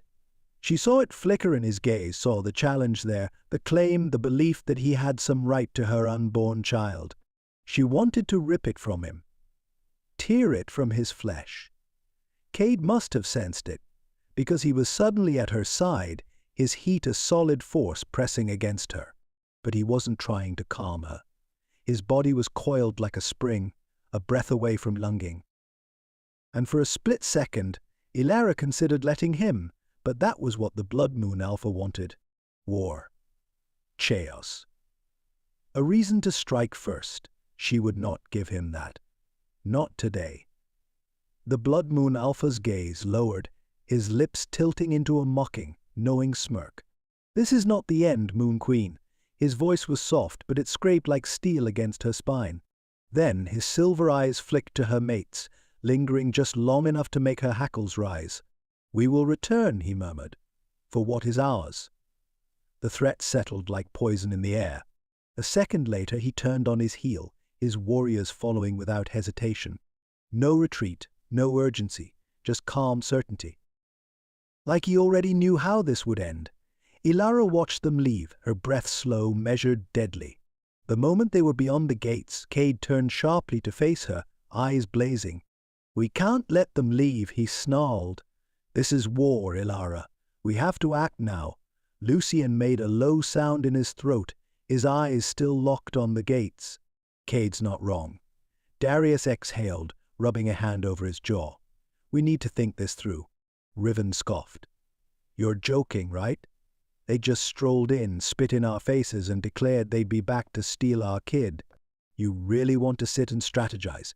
Tension exploded in the air. Ilara clenched her fists, a wolf pressing against her skin, her pulse hammering in her ears. She had known the Blood Moon wolves were dangerous. She had known they wanted power. But this wasn't about conquest. It was personal. They thought they had a claim over her child. Over her. Ilara turned back toward the courtyard, the last remnants of the Blood Moon Alpha's presence still lingering like a curse. She wouldn't let them win. She wouldn't let them control the future. She inhaled deeply, her voice calm but edged with steel. We prepare. 4 pairs of eyes snapped to her. Ilara's silver eyes burned with new fire. We prepare for war. The weight of the council's silence was suffocating. Ilara stood at the head of the war table, her fingers curled around the polished edges, nails pressing into the wood as she forced herself to breathe. The words still hung heavy in the air, even after the last of the allied pack leaders had stormed out. We cannot stand behind a queen who may bring ruin to us all. They hadn't just left. They had deserted her. Cowards. Ilara's chest ached, a different kind of wound forming in a place she couldn't reach. She had fought for them. Bled for them. And at the first sign of uncertainty, at the first whisper of fear, they ran. Behind her, her mates were silent. Cade's rage was a barely contained storm, his silver eyes like lightning in the dark, his fists clenched at his sides. Darius stood rigid, his face unreadable, but she could feel the cold burn of his anger just beneath the surface. Lucian had taken his usual spot near the hearth, one hand rubbing his jaw, the other curled into a loose fist against his knee. And Riven was watching her. Not the war table. Not the doors where the pack leaders had disappeared. Her.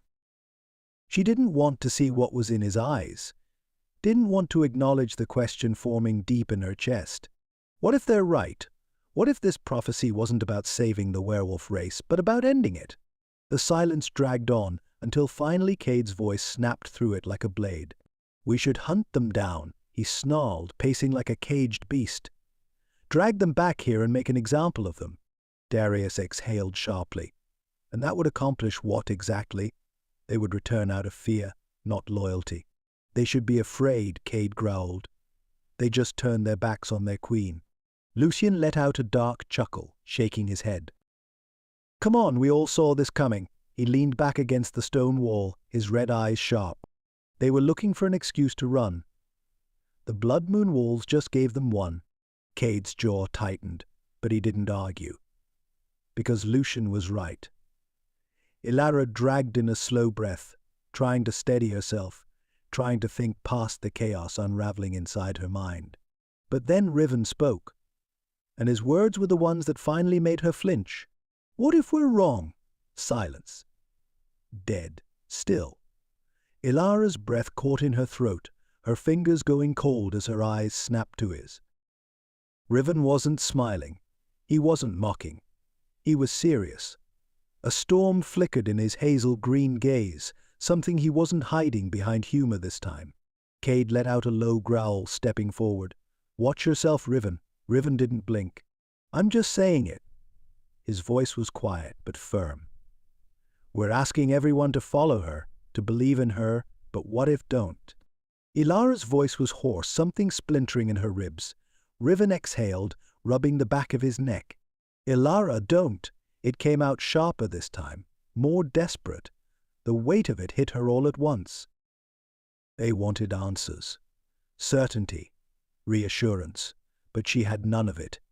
Not when the world was breaking around her. Not when she could feel the bond between them fraying at the edges, pulling apart piece by piece. She turned away, her breath ragged, her vision blurring. A hand brushed her arm, gentle, hesitant. Riven. Ilara jerked away. Her voice wavered, her hands curling into fists. I need a moment. And then, before any of them could stop her, she turned on her heel and left. The room was dim, the fireplace the only light source, casting shadows against the stone walls. Ilara stood near the window, staring out at the blackened sky, at the red-tinged moon still hanging there like an omen. Her hands were shaking, not from fear, not from rage, but from the uncertainty clawing at her chest. What if stepping down was the only way to protect her child? What if the Blood Moon Wolves were right? What if this wasn't a war she could win? The soft creak of the door opening made her tense. She didn't need to turn to know who it was. Lucian. His presence was heavy, but his footsteps were light as he approached, stopping just a breath away from her. He didn't speak right away. Didn't touch her, just stood there, waiting. Finally, she whispered, "They don't believe in me anymore." Lucian's breath hitched, but he didn't argue, because it was true. The cracks were forming, and she could feel them. Lucian shifted closer, his body heat brushing against her back. "Ilara," he murmured, voice low, rough, full of something she couldn't name. "Do you still believe in yourself?" She swallowed hard. "I don't know." Lucian exhaled slowly, then reached out, his hands settling against her lower back. Warm. Steady, grounding. Ilara closed her eyes, leaning into his touch for just a second. Just enough to feel like she wasn't completely unraveling. "I'm scared," she admitted. Soft, broken. Lucian tensed behind her, like hearing those words physically pained him. His fingers curled just slightly. "Then let me be scared with you," he murmured.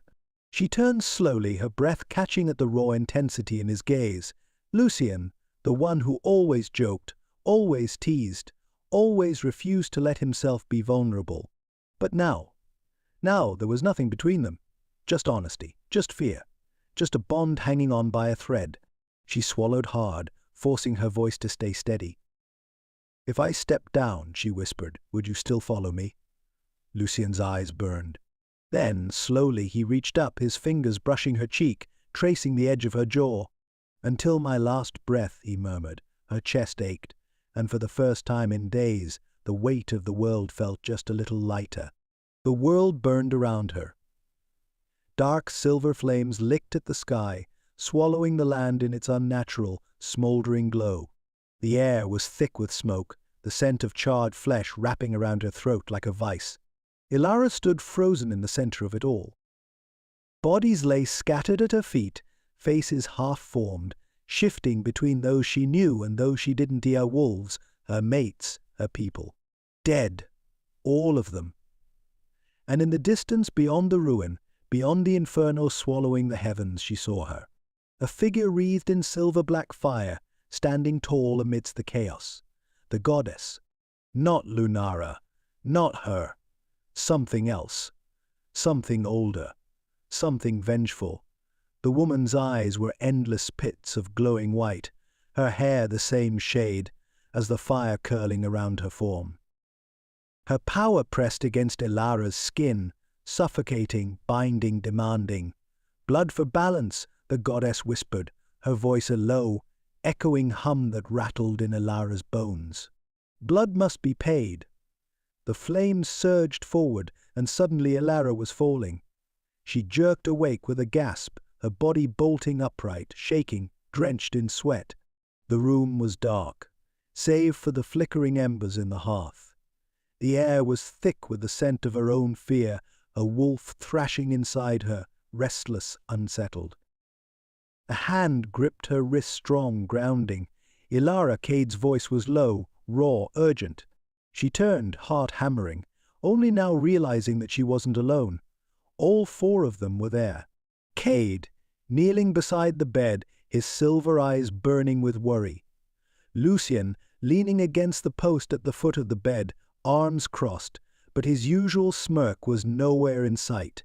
Riven was sitting on the edge of the mattress, his brows furrowed, his hand halfway between reaching for her and hesitating. Darius stood near the door, his expression unreadable, but his wolf was close to the surface, watching. Ilara swallowed hard, pressing the heel of her palm against her forehead. Her body ached. Too much power. Too much her. The nightmare still lingered, the goddess's words etched into her mind like a scar. "Blood for balance." "Ilara," Cade said again, softer this time, his fingers curling gently around her wrist. "What did you see?" Her pulse was uneven, her breath still too fast, but she forced herself to breathe through it, to speak through it. "She's coming." Her voice was hoarse, raw. Another goddess. Lucian cursed under his breath. Darius tilted his head slightly, his sharp eyes assessing her too carefully. Lunara. Ilara shook her head. No. A beat of silence. Then, Cade's fingers tightened slightly against her wrist, his own wolf pressing just beneath the surface. Then who? She exhaled sharply, forcing herself to focus to piece together what she knew. The flames, she murmured. They weren't normal fire. They were silver, dark silver. She was like me, but not. Lucian's jaw tightened. What did she say? Ilara's stomach twisted. She licked her lips, hesitating.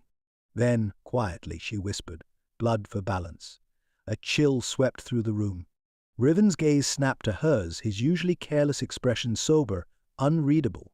Darius's grip tightened behind his back. Lucian let out a sharp exhale, rubbing his temple.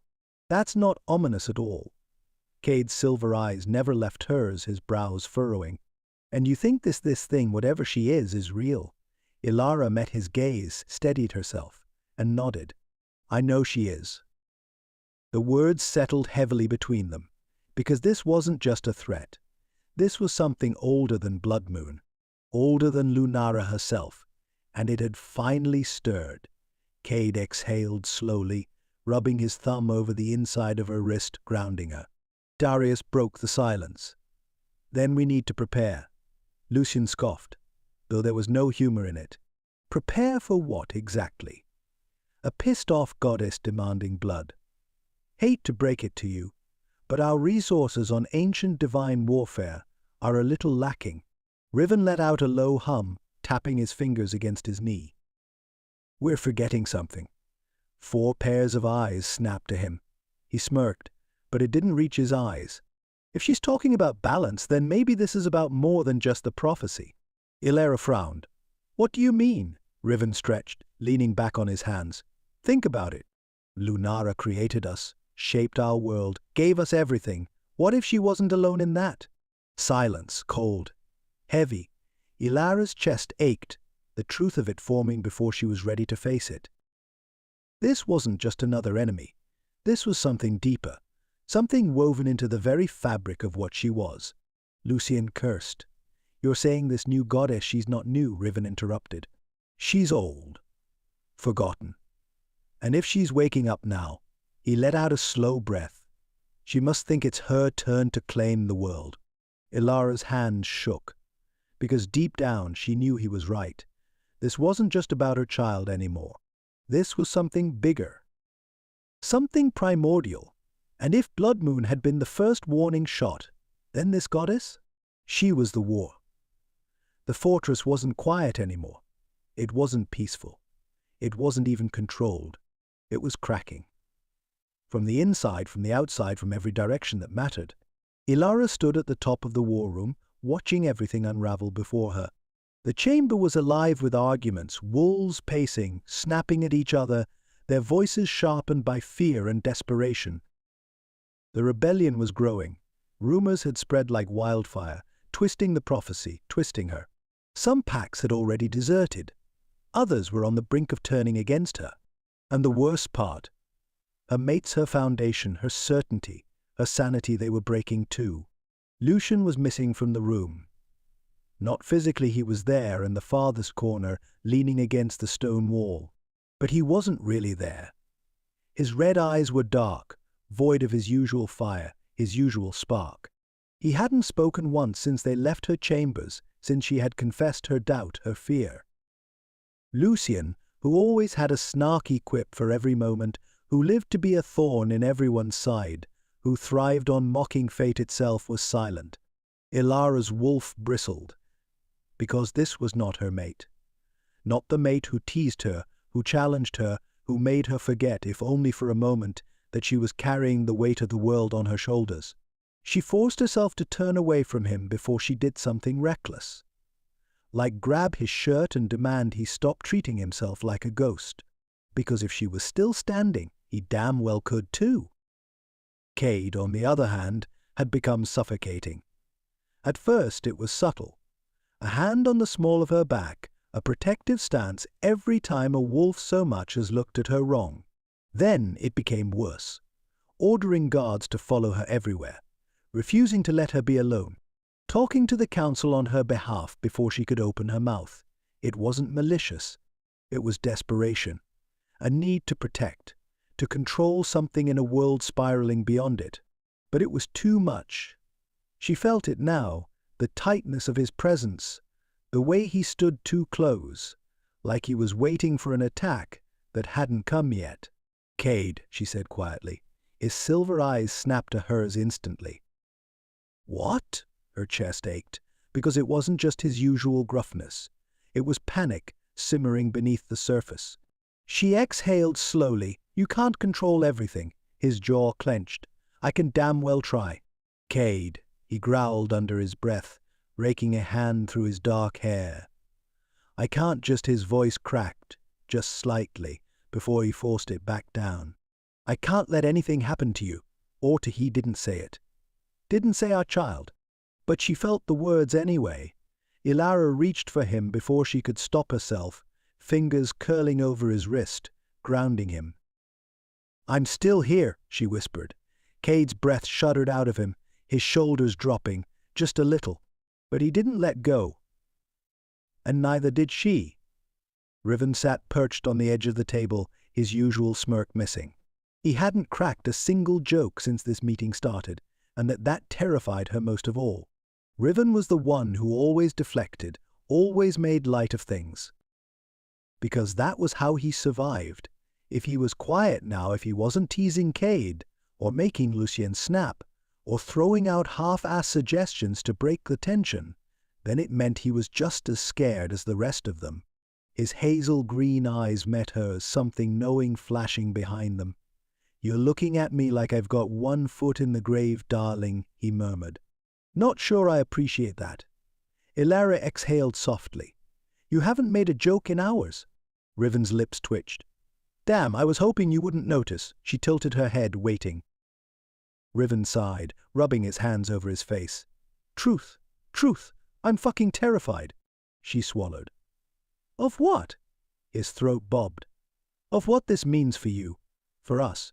He leaned forward, voice quieter now. "Of what you'll have to become to survive this."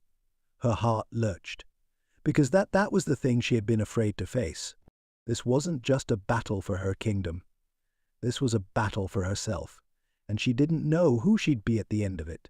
Darius had barely spoken, and that was dangerous, because when Darius got quiet it meant he was thinking. Planning. He hadn't met her gaze once during this meeting, hadn't commented when wolves questioned their loyalty, when packs left, when war loomed on the horizon. And Ilara knew why. He was calculating their odds, and he didn't like them. He pushed back from the table suddenly, his voice calm, clip. "I have work to do." Ilara turned toward him. Darius, but he was already moving, already disappearing into the halls, back into his research, his books, his maps, his plans. Back into the one place he felt in control. Ilara let out a slow, shaking breath, running a hand over her face. Everything was falling apart. Her kingdom, her people, her mates. They were all breaking in different ways, and she didn't know how to fix them. The weight of it pressed down on her, suffocating. Her wolf whined beneath her skin, aching to pull them back together, to remind them that this bond was strong, that she needed them just as much as they needed her. But she didn't know how to reach them, didn't know how to bring them back before it was too late. Because this wasn't just a war with Blood Moon anymore. This was a war within themselves. And if they didn't find a way back to each other, they wouldn't survive what came next. The air in the council chamber was sharp, thick with tension, the kind that wrapped around the ribs like a noose. Ilara stood at the head of the long obsidian table, her fingers pressed against the cool stone, her wolf prowling beneath her skin. She had felt uneasy the moment the rebellious packs had arrived. They had demanded this meeting, demanded a chance to negotiate before war shattered what was left of their alliance. And yet they didn't feel like negotiators. They felt like men who had already made their choice. The firelight flickered, casting shadows across their faces, their expressions hard, unreadable. Beside her, Cade stood like a living weapon, his silver eyes burning, his body rigid, poised to strike. Darius was watching, always watching, his sharp gaze dissecting every movement, every breath, like he was trying to predict the moment the ground would give way beneath them. Lucian lounged against the far wall, but there was nothing relaxed about him. His red eyes were razor-edged, his smirk missing. And Riven was leaning forward, arms resting on the table, his wolf thrumming just beneath his skin, restless. Because they all felt it, something was wrong. Ilara inhaled deeply, forcing control into her voice. "You wanted this meeting," she said, scanning the room. "So speak. Tell me what you truly want before we waste any more time." Alpha Orin, the grizzled leader of Stormclaw, leaned back in his chair, his golden eyes calculating. "You already know what we want, Moon Queen." Ilara arched a brow. "Enlighten me." Orin tilted his head. "Step down." The words dropped like a stone into a frozen lake. Silence rippled through the chamber, thick, suffocating. Cade let out a low, lethal growl. Lucian's head tilted, his lips parting in an almost mocking laugh. But there was no humor in his eyes. Darius's expression didn't change, but his posture did. Subtle. Alert. Riven exhaled sharply. "Oh, I see. You call for a summit, pretend you want negotiations, but really you just want a crown handout." Orin's golden gaze flickered toward Riven. "Not a handout. A correction." Ilara stilled. A correction. As if she was a mistake. As if her rule, her existence, was something that should have never been. She swallowed down the rage curling inside her, the burn of her power pressing against her skin. "And if I refuse?" she murmured. Orin's lips curled at the edges. "You won't." And then it happened too fast. A blur of movement too close, too inside the circle of trust. A sharp pain exploded in her ribs, something cold, something sinking deep into her flesh. Ilara gasped, stumbling back, her breath hitching a blade. A silver-tipped dagger buried just below her ribs. A traitor's dagger. The scent of the attacker hit her at the same time the pain did. And her stomach dropped. Because it wasn't Orin. It wasn't a rogue, it was one of her own. Gregor. Her councilman. Her trusted advisor.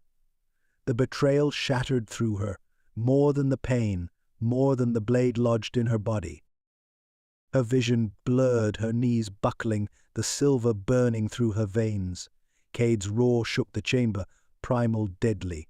Lucian was already lunging, red eyes flashing with murderous fury. Darius drew his blade, but it was too late.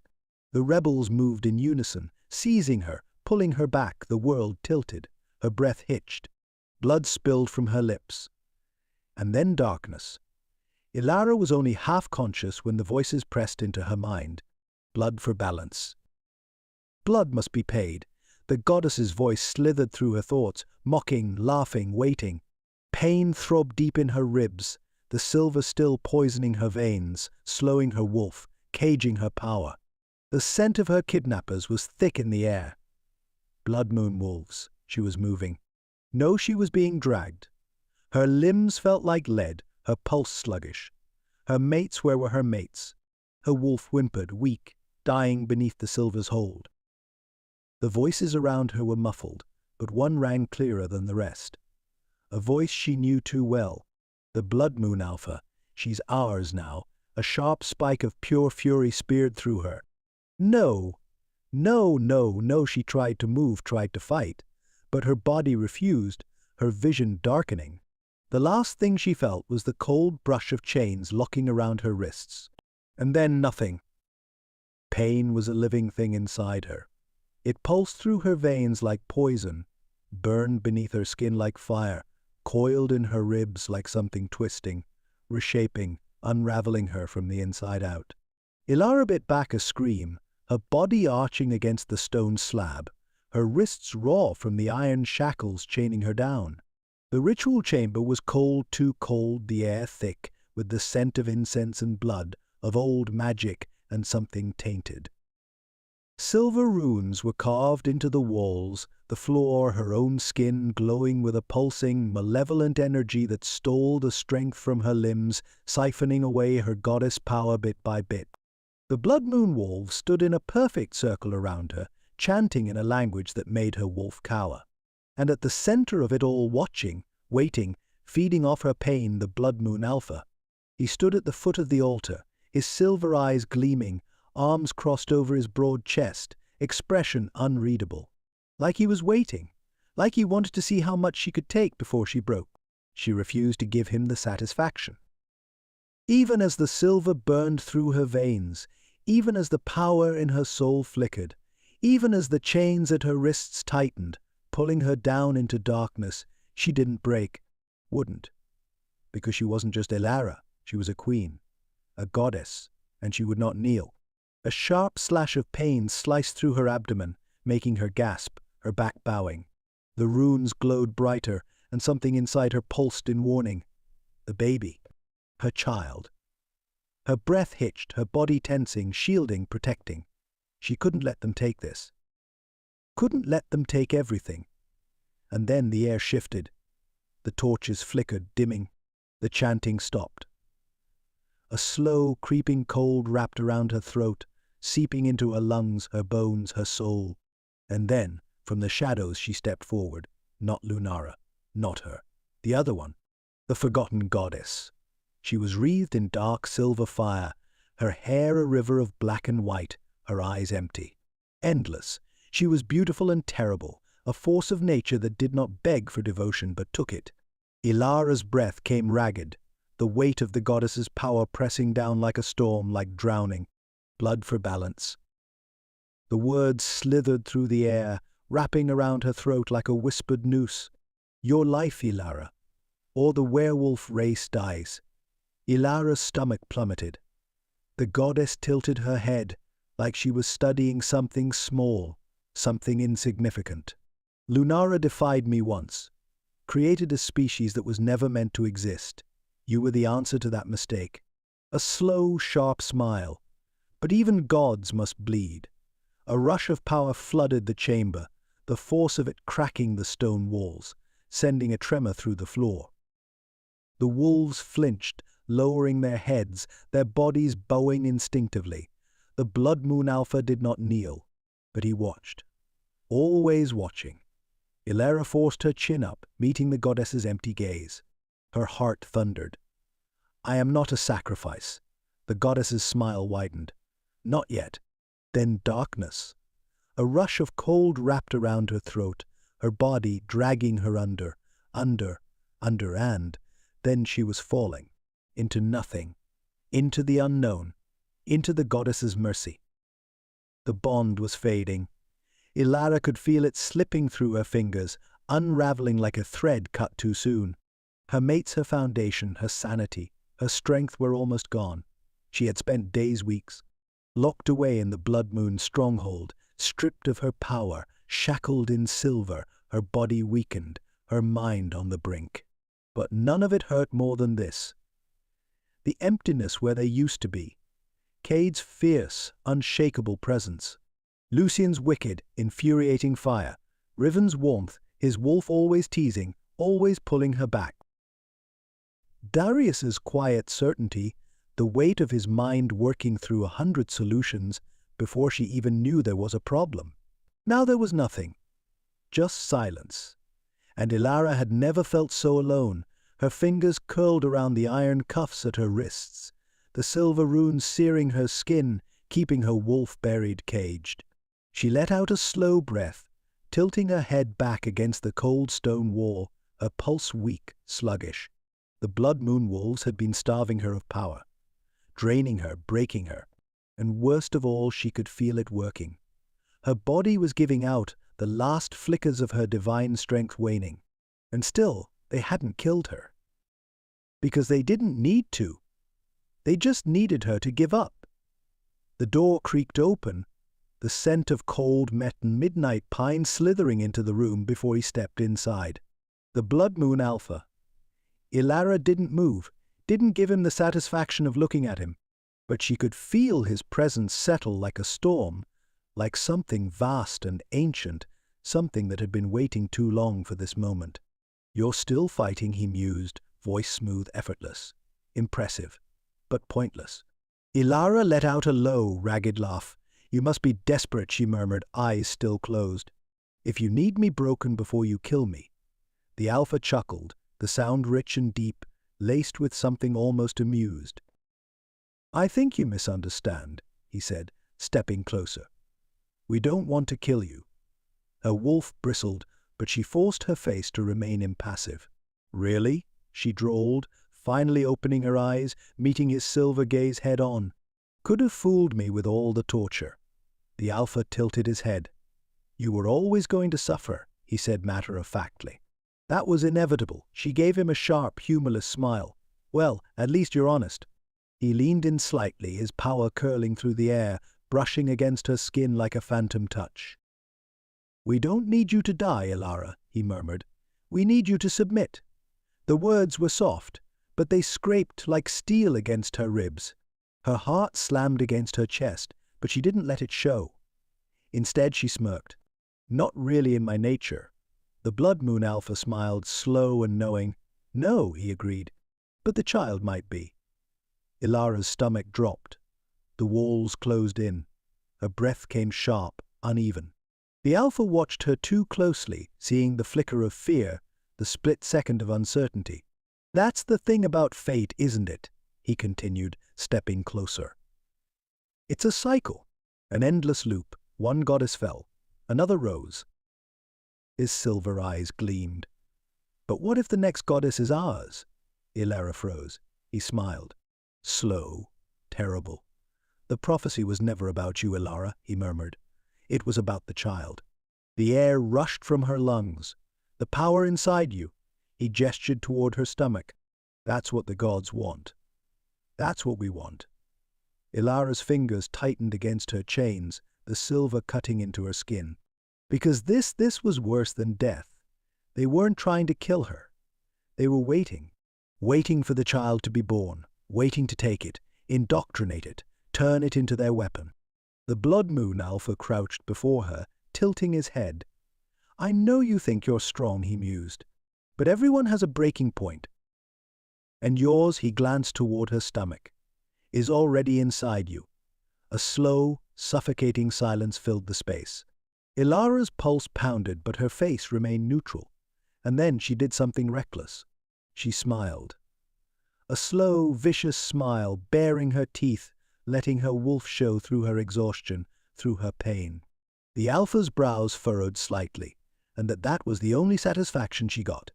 He wasn't expecting this, wasn't expecting her. "You're forgetting something," she whispered, voice rasping, dangerous. The Alpha arched a brow. "Enlighten me." Ilara leaned in, her silver eyes burning, her body still weak, still broken but not done. "Gods don't break," she murmured. "They burn." And just as she spoke the words, the bond flickered. A sharp, fleeting spark against the emptiness, a presence reaching for her, calling her back. Cade. She felt him first, his rage, his desperation, his promise of war. Then Lucian. A flash of fire and fury, of reckless love and unshaken devotion. Then Riven. A whisper of mischief and unbreakable tethering, his wolf snarling in defiance. And then Darius, his mind a weapon, his conviction a fortress, his vow etched into her bones. She wasn't alone, and she never would be. The Blood Moon Alpha must have sensed it, because his smirk faltered. Ilara laughed. Low, quiet, but deadly. "You think you've won," she murmured, tilting her head. The Alpha didn't respond. Ilara grinned wider. "They're coming," she whispered. Soft. Unshaken. Absolute. The Alpha's jaw tightened. "They're coming for me." A pause. A shift in the air. And then the torches in the chamber blew out, the flames snuffing in unison, leaving only darkness. And in the stillness, in the silence, in the moment before war truly began, Ilara felt it, the bond blazing back to life. And this time, she wasn't the one who was afraid. The storm had finally broken. The war room was a battlefield in its own right. Maps and shattered glass littered the table. the torches casting shadows across 4 wolves standing at the edge of their breaking point. They had failed her. They had let their own fears, their own damn pride, their own suspicions tear them apart when she had needed them most. And now she was gone. Cade's hands curled into fists, his silver eyes blazing with a rage that had nowhere to go. Lucian stood rigid, his red eyes darker than they had ever been, his wolf bristling with raw, unchecked fury. Riven sat on the edge of the table, his usual smirk missing, his fingers spinning a dagger in slow, sharp movements, his wolf restless. And Darius was silent, his arms crossed, his mind calculating every single way they had failed her, every path that had led to this moment, every second wasted not putting her first. The silence between them was suffocating. Until Cade finally snapped. "This is our fault." His voice was raw, hoarse, edged with something too sharp, too close to self-destruction.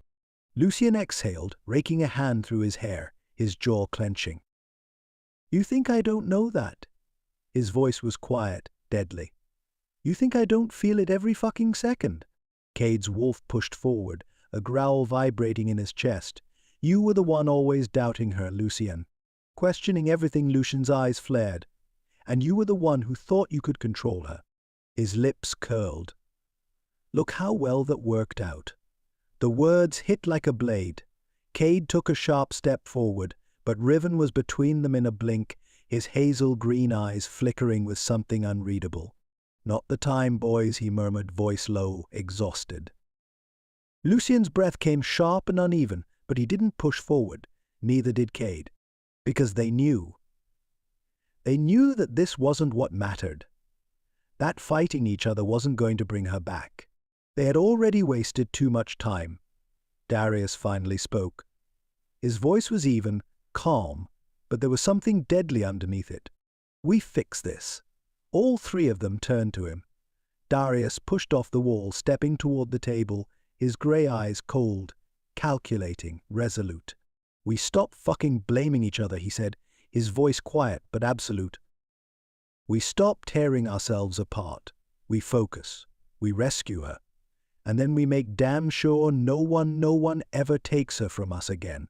Silence. The vow settled in the air, unspoken but absolute. They would not fail her again. Cade let out a slow breath, nodding once, his rage shifting, not disappearing, but turning lethal. Focused. Lucian rolled his shoulders, cracking his neck. "So what's the plan, genius?" Darius's eyes burned. "We go to war." Cade had spent his entire life protecting what was his. Ilara was his. And he had let fear turn his protection into a cage. He exhaled, rolling his shoulders, his wolf snarling inside him, demanding blood, demanding retribution. But this wasn't about revenge. This was about getting her back, about earning the right to stand beside her, not above her, not over her, but with her. And when they found her, gods help anyone who tried to stand in his way. Lucian let out a low, slow exhale, rubbing his jaw, his chest tight, his heart pounding. He had spent so much time pretending he didn't care. So much time pretending she didn't shake him to his fucking core. But Ilara had never needed his sarcasm, his deflection, his armor. She had needed him. And he hadn't been strong enough to give her that. Not then. But now. Now, he'd tear the fucking world apart to bring her home. Riven had always been the light-hearted one. The easy one. The one who didn't hold on too tight. Because losing people hurt like hell. And now he was standing on the edge of losing her. And it was like his entire soul was caving in. He swallowed, flexing his fingers over the hilt of his dagger. "Don't care how reckless it is," he muttered.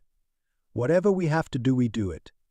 Darius had spent days locked away in his own head, trying to calculate the safest route, the logical move, and he had failed her anyway. He closed his eyes, letting his power hum through him, steady, unwavering. This wasn't about strategy anymore. It was about getting back their mate. Getting back their heart. Darius exhaled, rolling out the map, pinning it against the table. Blood Moon's stronghold is here. He pointed to a heavily forested area, isolated, fortified, nearly impossible to breach. Lucian whistled. Great. Love a suicide mission? Darius ignored him. We have 3 options. We storm the front, but that'll get us all killed. No thanks, Riven muttered. We slip in unnoticed, Darius continued. But that leaves too much room for error. Cade's jaw clenched. What's the 3rd option? Darius's grey eyes flashed. We make them think we're already inside. A pause. Lucian tilted his head. Mind explaining that one, genius? Darius smirked, but there was no humor in it. We hit them where they're weakest, he said. We make them paranoid, distract them. Keep them so focused on guarding their walls that they don't realize the real attack is coming from inside. Cade's brows furrowed. Inside? Darius nodded. Ilara's still in there, and if I know her, she's already planning her own escape. The air shifted. A pulse of something electric, something unshaken, unbreakable, absolute, because they knew she wouldn't go down without a fight. And neither would they. Darius's lips curled. We're not rescuing a damsel, he murmured. We're meeting a queen in the middle of her own war. Lucian cracked his knuckles. Now that I can work with. Cade exhaled, his eyes gleaming. Riven grinned, twirling his dagger. Darius's voice was lethal when he spoke. Then let's bring her home. The moon was high, casting a pale glow over the dense trees surrounding the Blood Moon stronghold. The air was thick with tension, every breath measured, every step calculated. Cade crouched near the ridge, eyes locked on the fortress below. His wolf pushed forward, instinct screaming for him to tear through the walls, to rip apart anything standing between him and his mate. But they couldn't afford recklessness. Not yet. Behind him, Lucian was leaning against a tree, twirling a dagger between his fingers, but the casual act was a lie. His body was coiled, ready. Darius stood to the side, his grey eyes sharp, scanning the perimeter with the precision of a man who never missed a single detail. And Riven was eerily quiet. Too quiet, which meant he was either holding back something dangerous, or he was about to do something reckless. Cade let out a slow breath, his muscles tight, controlled.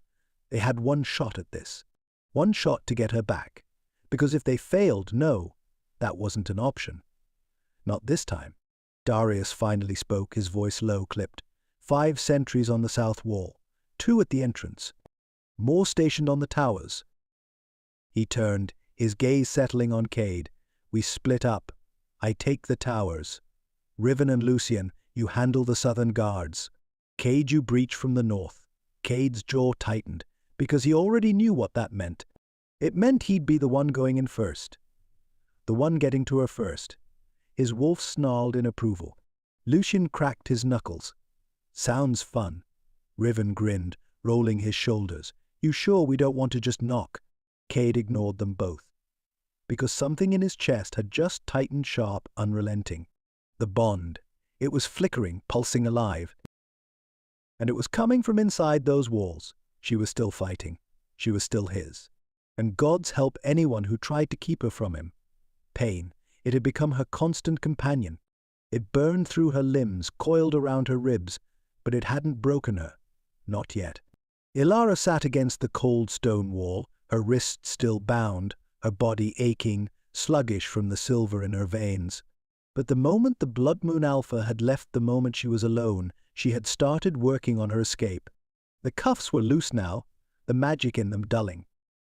Her captors thought she was too weak. They thought she had nothing left. They were wrong. Because deep inside her, beneath the exhaustion, beneath the pain, the goddess spark still flickered. It wasn't much. Just a whisper, just an ember, but it was hers. And it wasn't just her own. It was coming from the life inside her, her child. Ilara's breath hitched as a rush of power surged through her fingers, warming her skin, snapping at the edges of her mind. She clenched her fists. If this was all she had left, she would make it count. A guard stepped inside the room, a sneer curling on his lips. Still holding on? Ilara smiled, slow. Dangerous. Not for much longer. Before he could react, she lashed out, her wrists snapping free from the weakened cuffs, her palms slamming against his chest. The power hit him like a shockwave, sending him flying backward, slamming into the wall with a sickening crack. The other guards lunged toward her. She dodged, her wolf roaring beneath her skin, a surge of heat spreading through her limbs. She took one down with a vicious kick to the knee, twisting and driving her elbow into the throat of another. She wasn't at full strength, but she was enough. Ilara turned toward the door, breath ragged, pulse wild, and then she felt it. A pulse. A flare of energy, hot and fierce, wrapping around her like a tether snapping back into place. The mate bond exploded back to life. Her breath hitched, her entire body going still, because she could feel them, all of them. The overwhelming, searing presence of Cade's rage, Lucien's wicked, feral joy, Riven's reckless, thrumming energy, Darius's cold, sharp determination. They were here. They had come for her. And hell was about to break loose. The door to her cell burst open, and standing in the threshold, bathed in the glow of moonlight, his chest heaving, his silver eyes burning, was Cade. Ilara. Her chest tightened, relief and fury warring inside her. Cade. Before she could take another breath, before she could speak another word, he was there. Closing the space between them, cupping her face, his grip trembling, unsteady. His lips crashed onto hers, fierce, desperate, claiming. A growl rumbled through his chest as he tasted her, as if he needed to remind himself that she was real, that she was alive.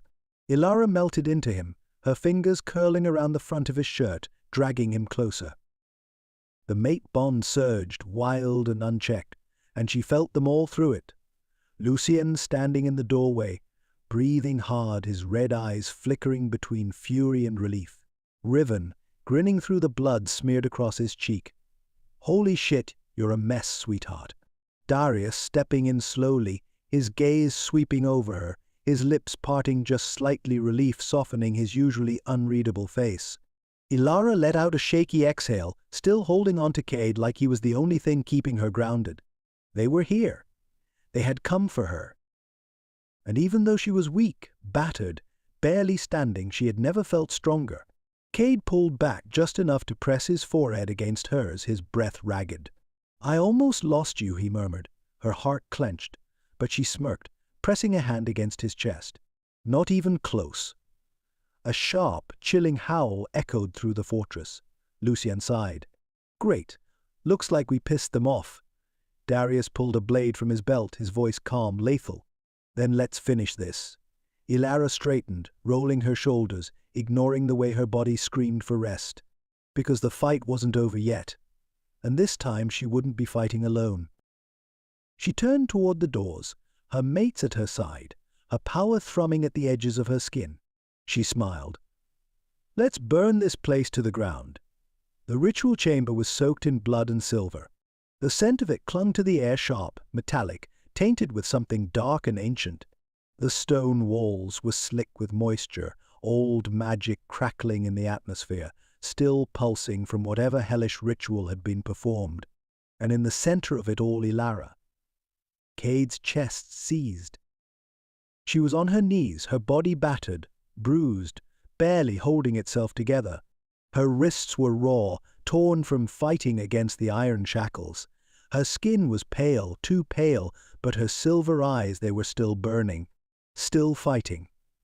A sound tore from his throat, a raw, guttural snarl that barely sounded human. She turned her head slowly, as if every movement was an effort, her gaze latching onto his. And in that moment, something inside him broke apart. Something inside all of them did. Lucien was the first to move, reaching her before Cade could, his red eyes wild, desperate. "Ilara." His voice was hoarse, his hands already grabbing for her, checking her, touching her, her lips parted, a soft, broken breath escaping. "Lucien," she whispered. Then she collapsed into his arms. Lucien caught her instantly, his grip unshaking, unrelenting. "Shit," he rasped, his forehead pressing against hers, his hands framing her face, tracing her like he couldn't believe she was real. Cade was already there, dropping to his knees beside her, his fingers tangling in her hair, his wolf snarling, desperate, relieved, furious all at once. Riven crouched at her other side, his usual smirk gone, his hands hovering over her like he didn't know where to touch without hurting her more. "Damn, sweetheart," Riven murmured, but his voice shook. "You really know how to put a guy through hell." Ilara let out a soft, shaky laugh, her body sagging against Lucien's chest. Cade cupped the back of her neck, forcing her to look at him. His silver eyes burned, his throat tight, clogged with everything he couldn't say. "I almost lost you," he rasped, voice barely above a whisper. She blinked up at him, exhausted but defiant. "But you didn't." Cade's jaw locked. "No, he didn't. And he never would." Darius exhaled sharply, kneeling beside them, his hands steady, precise as he pressed 2 fingers to her pulse. A beat. A second. Relief flooded through his expression. "She's weak," he said, his voice clipped but gentler than usual. "But she'll live." Ilara's lips curled slightly, even as her eyes threatened to close. "Nice to know," she murmured. "I was starting to wonder." Lucien let out a choked, broken laugh, pressing a kiss to her temple, his grip still too tight, too desperate. Riven finally snapped, his fingers brushing over her bruised knuckles. "They hurt you," he said, voice low, dark, dangerous. Cade's teeth clenched. "They won't live long enough to regret it."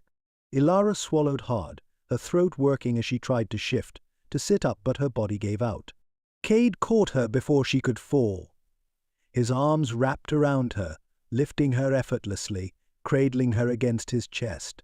She sighed, her head resting against his shoulder, against his heartbeat. "I knew you'd come," she whispered. Cade's throat tightened. His wolf pressed forward, desperate to comfort, to claim, to reassure. Lucien ran a shaking hand through her hair. "Damn right we did." Riven exhaled, brushing his lips over her fingers. "We'd burn the world down for you, sweetheart." Darius's voice was soft but firm. "And we're not losing you again." Ilara's lashes fluttered, but she didn't fight the exhaustion. She didn't have to. She was safe. She was home. The mate bond flared, mended, strengthened, surging through all of them in a wave of raw relief, love, and something unbreakable. But even as the warmth settled, even as Ilara sank into them, into the bond, a whisper curled in the back of her mind. A voice low, cruel, taunting. "This isn't over." Her eyes snapped open, her breath hitching. The Blood Moon Alpha was still alive, and the rival goddess was still watching. Ilara exhaled slowly, burying her face against Cade's neck, allowing herself this one moment of peace, because soon the real war would begin. The air crackled, heavy with something ancient, something wrong. Ilara stood in the courtyard of the fortress, her body still bruised, her strength slowly returning, but her soul was already at war, because she felt it before she saw it. A ripple in the atmosphere. A slow, creeping cold that slithered through her veins, curling around her bones, her mind, her child. The wolves around her stilled, their hackles rising, their breaths turning sharp, uneasy. Then the sky split open. A gust of silver-black energy exploded through the heavens, twisting into a form tall, ethereal, devastating. The rival goddess. Her body was wreathed in dark silver flames, her hair a river of black and white, shifting like mist, her eyes hollow voids of glowing white. A goddess of destruction, of reclamation, of balance. Her voice was soft, but it shook the fortress walls. The scales must be righted. The wind howled, pressing against Ilara's skin, her wolf snarling in response, thrashing inside her, rejecting the command of a foreign god. The goddess tilted her head, her eyes locking onto Ilara's stomach. The child is an abomination, born from stolen divinity. A mistake that will tip the world into chaos. Ilara's fingers curled into fists. No, no, she would not allow this. She felt her mates closing in, their presence wrapping around her like a shield, an anchor. Cade, his silver eyes blazing with fury. Lucien, his fangs bared, red eyes glowing in defiance. Riven, twirling a dagger casually, but his jaw was tight, his body coiled like a predator ready to strike. Darius, his gaze sharp, already calculating every possible way out of this. But before any of them could speak, a second figure stepped forward from the shadows. The Blood Moon Alpha. He walked into the light of the burning torches, his expression calm, his silver eyes glinting with something dark, something triumphant, because this was what he had wanted all along. You see, Moon Queen, he mused, his tone silk and steel, even the gods know your child was never meant to be born. A slow smirk curved his lips. But it can be repurposed. Ilara's stomach twisted.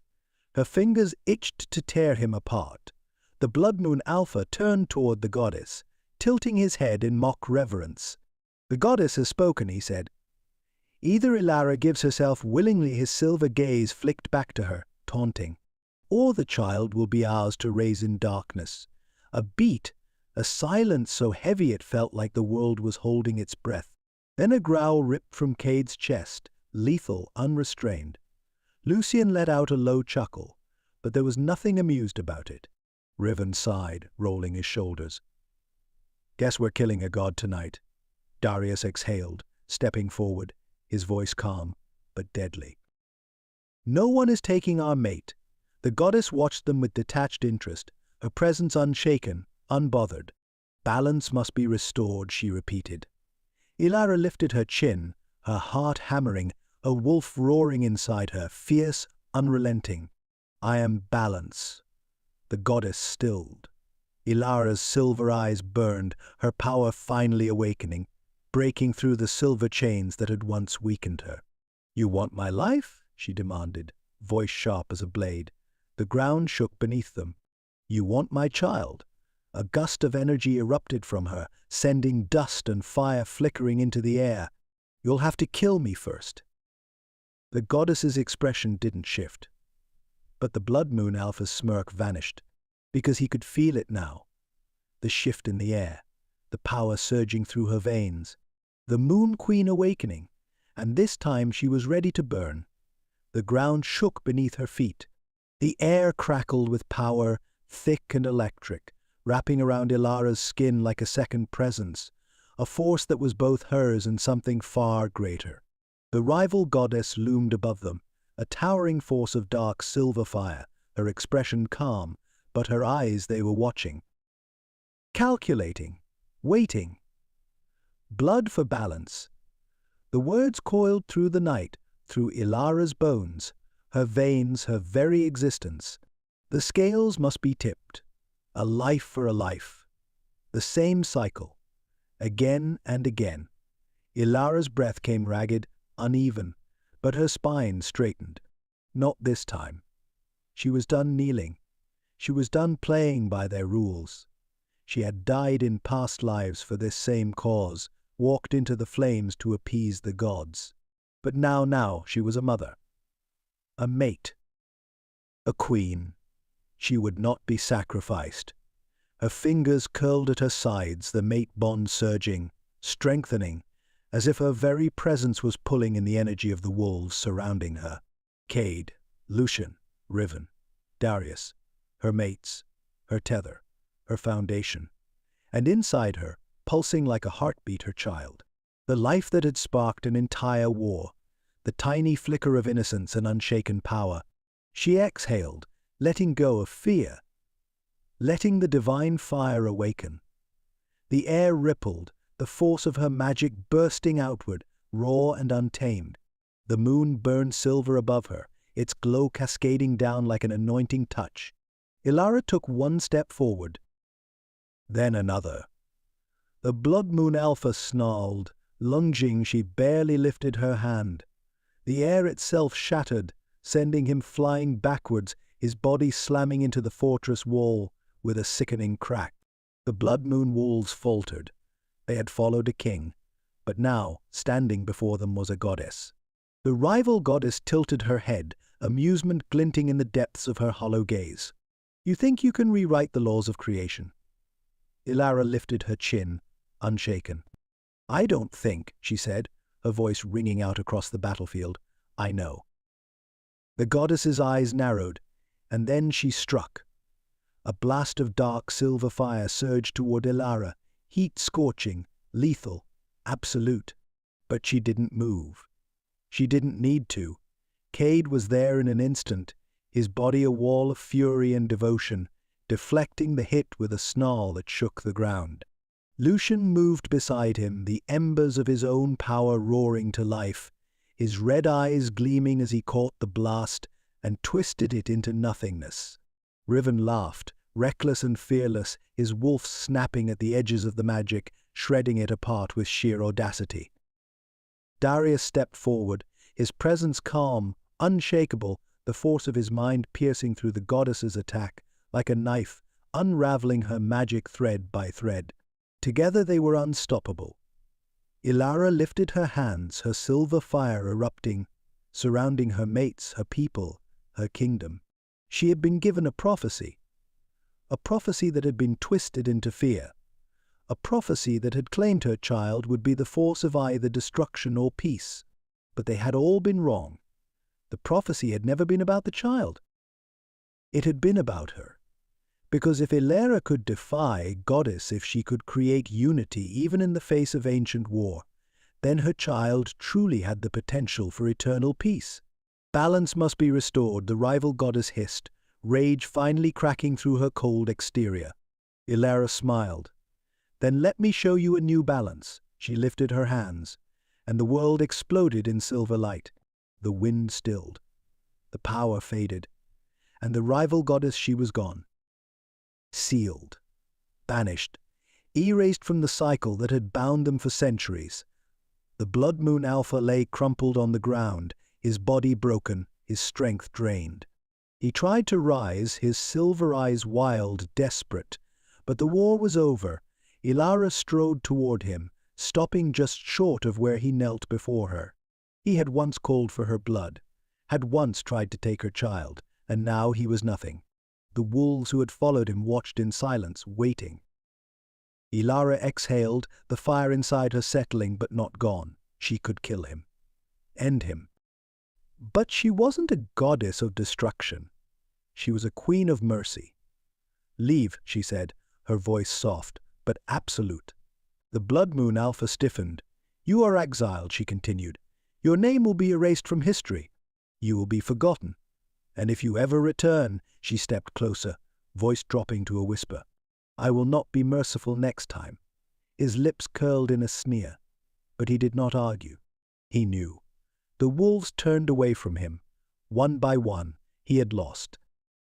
And Ilara, she had won. The war was over. She felt her mates behind her, their presence wrapping around her like a shield, like an anchor, like a home. And as the last of the tension unraveled, as the last of the fight left her body, she collapsed into their arms. Cade caught her first, pulling her close, his breath ragged against her temple. Lucian was there, cursing under his breath, pressing his forehead to hers. Riven's hands framed her face, searching, reassuring. Darius stood behind them, his arms steadying them all. Ilara let out a slow, shaky breath. It's over, she whispered. Cade's grip tightened. It's over, he confirmed. Lucian exhaled, running a hand through her hair. That was one hell of a gamble, sweetheart, Riven murmured. Could have warned us before you went all goddess on us. Ilara let out a soft, tired laugh. Next time, she whispered, eyes fluttering closed, I'll send a memo. And then she surrendered to exhaustion. Safe, alive, home.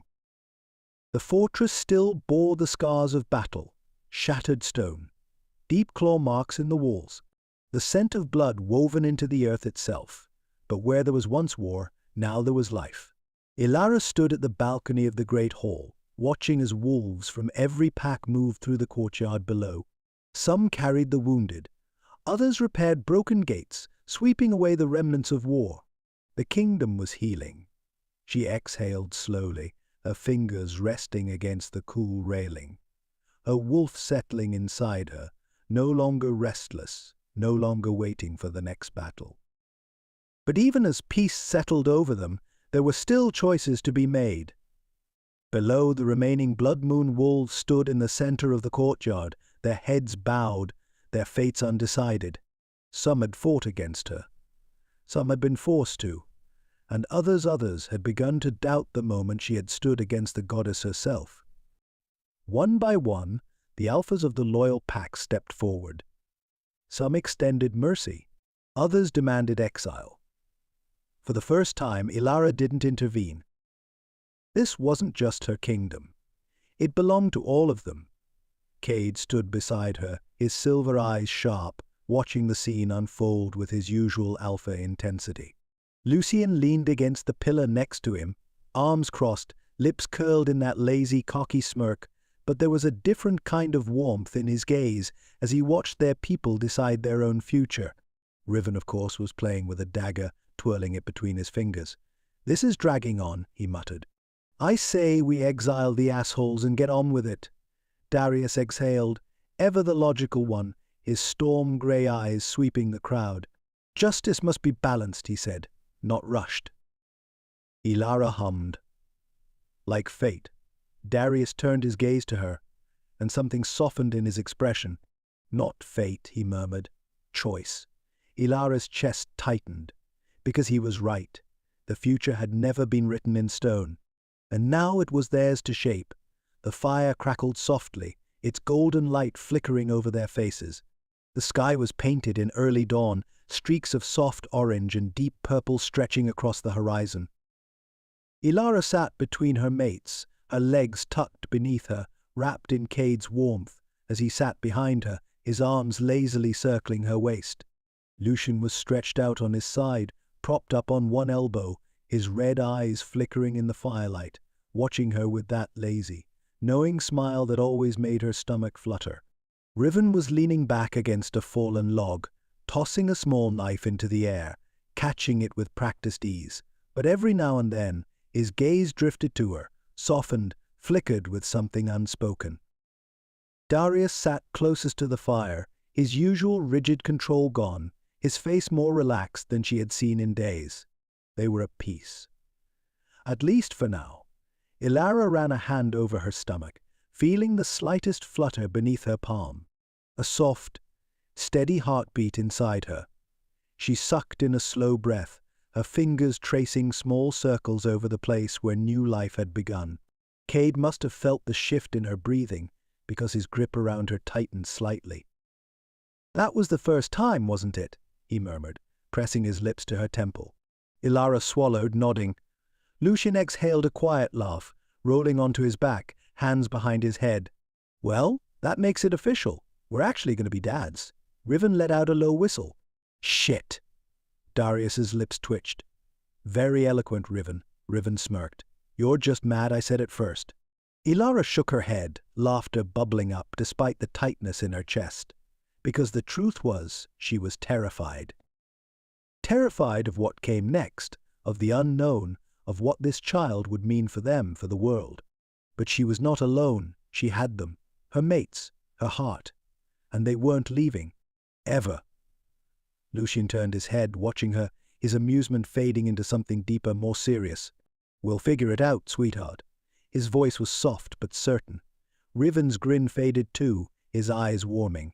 "Yeah, we've handled worse." Cade exhaled, his arms tightening around her. "You won't go through this alone." Darius met her gaze, his voice quiet, absolute. "We swear it." The mate bond hummed, glowed, stronger than ever, weaving around them like an unbreakable tether. Ilara closed her eyes, pressing her fingers against her belly, feeling the flutter one more time. A new beginning. A new dawn. A future that was finally theirs to claim, and for the first time in a long time she wasn't afraid. The land stretched before her, bathed in the quiet glow of early dawn. From the highest balcony of the fortress, Ilara stood at the edge, the wind catching strands of her hair, carrying the scent of earth, pine and home. The kingdom had changed. The ruins of war had been cleared away, the broken stones replaced, the wounds of the past already beginning to heal. For so long she had wondered if peace was just an illusion, something fleeting, something meant to be lost. But now she knew better. She pressed a hand to her stomach, feeling the subtle, steady rhythm beneath her palm. A heartbeat. A promise. The child had once been a prophecy meant to destroy everything. Now, the future was theirs to shape. Her fingers curled slightly, the mate bond glowing beneath her skin, humming like a steady pulse, unbreakable, unyielding. Behind her, the door creaked open, and the presence that stepped onto the balcony was one she would never mistake. Cade. He didn't speak at first, just moved beside her, his heat wrapping around her like a shield, like an anchor. His silver eyes swept over the land, his jaw tight, thoughtful. "They'll write about you, you know," he murmured, voice low, but full of something raw, something reverent. Ilara arched a brow, turning to him. He smirked, but there was no teasing in his gaze. "They'll say you changed everything." Her lips curled. "I already did." A slow exhale. Lucian appeared next, leaning against the balcony railing, red eyes flickering in the soft light. "They'll call it the moon's bloodline," he mused, tilting his head toward her stomach. "Sounds dramatic, don't you think?" Riven strolled up next, twirling a blade between his fingers, his smirk sharp, but his eyes warm. "I like it. Has a nice ring to it."